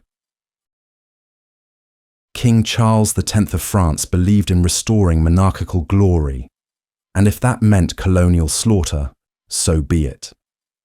During the brutal conquest of Algeria, French troops encountered fierce resistance from Algerian fighters who took refuge in the country's vast cave systems. Charles's solution? Seal the entrances and light massive fires. Thousands suffocated in the dark, their corpses left to rot in stone tombs filled with smoke and ash. It wasn't a battle. It was extermination by oxygen deprivation. The tactic horrified even some of his own generals, but Charles, far removed from the heat and screams, saw it as just another day in the job of civilizing the uncivilized. His colonial ambitions burned bright until his throne was snuffed out by revolution. Yet even with his mass graves and scorched earth, he still didn't destabilize a nation quite like the next emperor, who handed his lover the military reins in a romantic gesture that almost cost the entire empire. Emperor Ai of Han loved his male lover Dongxian so much, he gave him power over the military, destabilizing the state. Emperor Ai of Han took the phrase, "love is war," a bit too literally. His favorite companion, Dongxian, was a handsome courtier who quickly rose through the ranks, not through military genius, but through shared pillow talk. Ai adored Dong so much, he gave him unprecedented power, including command of the imperial army and lavish wealth, despite court outrage. The most famous story? I once cut off the sleeve of his robe rather than disturb Dong, who had fallen asleep on it, thus coining the phrase, the passion of the cut sleeve, still used today in Chinese culture to describe same-sex love. Romantic, yes. Politically catastrophic? Also, yes. The court fumed, rival factions plotted, and the balance of power tipped dangerously toward a man with no experience and all the emperor's affection. When I died young, Dong was immediately stripped of his titles and, facing disgrace, took his own life. A love story carved in jade and sealed in state collapse. But while I ruled with his heart, the next queen ruled with fire, unleashing one of history's most brutal rebellions, leaving 70,000 Roman civilians in bloody heaps. Queen Boudica of the Iceni led an uprising that killed over 70,000 Roman civilians and allies, slaughtering indiscriminately. Queen Boudica wasn't just angry, she was apocalyptic. After Roman soldiers flogged her, raped her daughters, and annexed her kingdom, she didn't file a complaint. She raised a revolt so violent, it made Roman generals check their togas. With flaming hair and a war chariot, she stormed through Roman-occupied Britain like an ancient wrath goddess, razing cities and leaving an estimated 70,000 dead in her path, including civilians, merchants, and basically anyone with a Latin accent. She torched Londinium, modern-day London, butchered Allied Britons, and showed no mercy to temples or bathhouses. To Boudica, if it spoke Roman, it burned. Her rebellion ultimately failed, but her scorched earth vengeance left such a mark that the Romans built fortresses just to sleep with one eye open. She remains a British folk hero, though perhaps not the kind you'd want babysitting. But if Boudica's rage burned across cities, the final emperor on our list burned through $5 million on a hat, before possibly eating his political enemies for dessert. Emperor Bokassa crowned himself with a $5 million crown, bankrupting his country, then allegedly ate parts of executed political opponents. Bokassa I of the Central African Empire decided that if you're going to be a dictator, you might as well do it in style, and on the bones of your economy. In 1977, he crowned himself emperor in a ceremony modelled after Napoleon's, complete with a $5 million diamond-encrusted crown, velvet robes, and gold-trimmed everything. The event devoured a third of the national budget, because nothing screams stable government like bankrupting your country for a parade. But Bokassa's extravagance was only the appetizer. Behind the scenes, he ruled with terrifying cruelty, allegedly having dissidents executed and, according to some reports, serving parts of their bodies at state dinners. Yes, actual cannibalism. Whether exaggerated or not, the allegations stuck, and when he was finally overthrown, they found his palace freezer stocked with suspicious meat. From dictator to self-declared deity to international punchline, Bokassa's legacy is a blood-soaked cautionary tale, wearing ermine trim, and possibly chewing on human ribs. And with that, we've come to the end of this parade of royal monstrosities, where every crown came with a cost, and sometimes a side of human remains.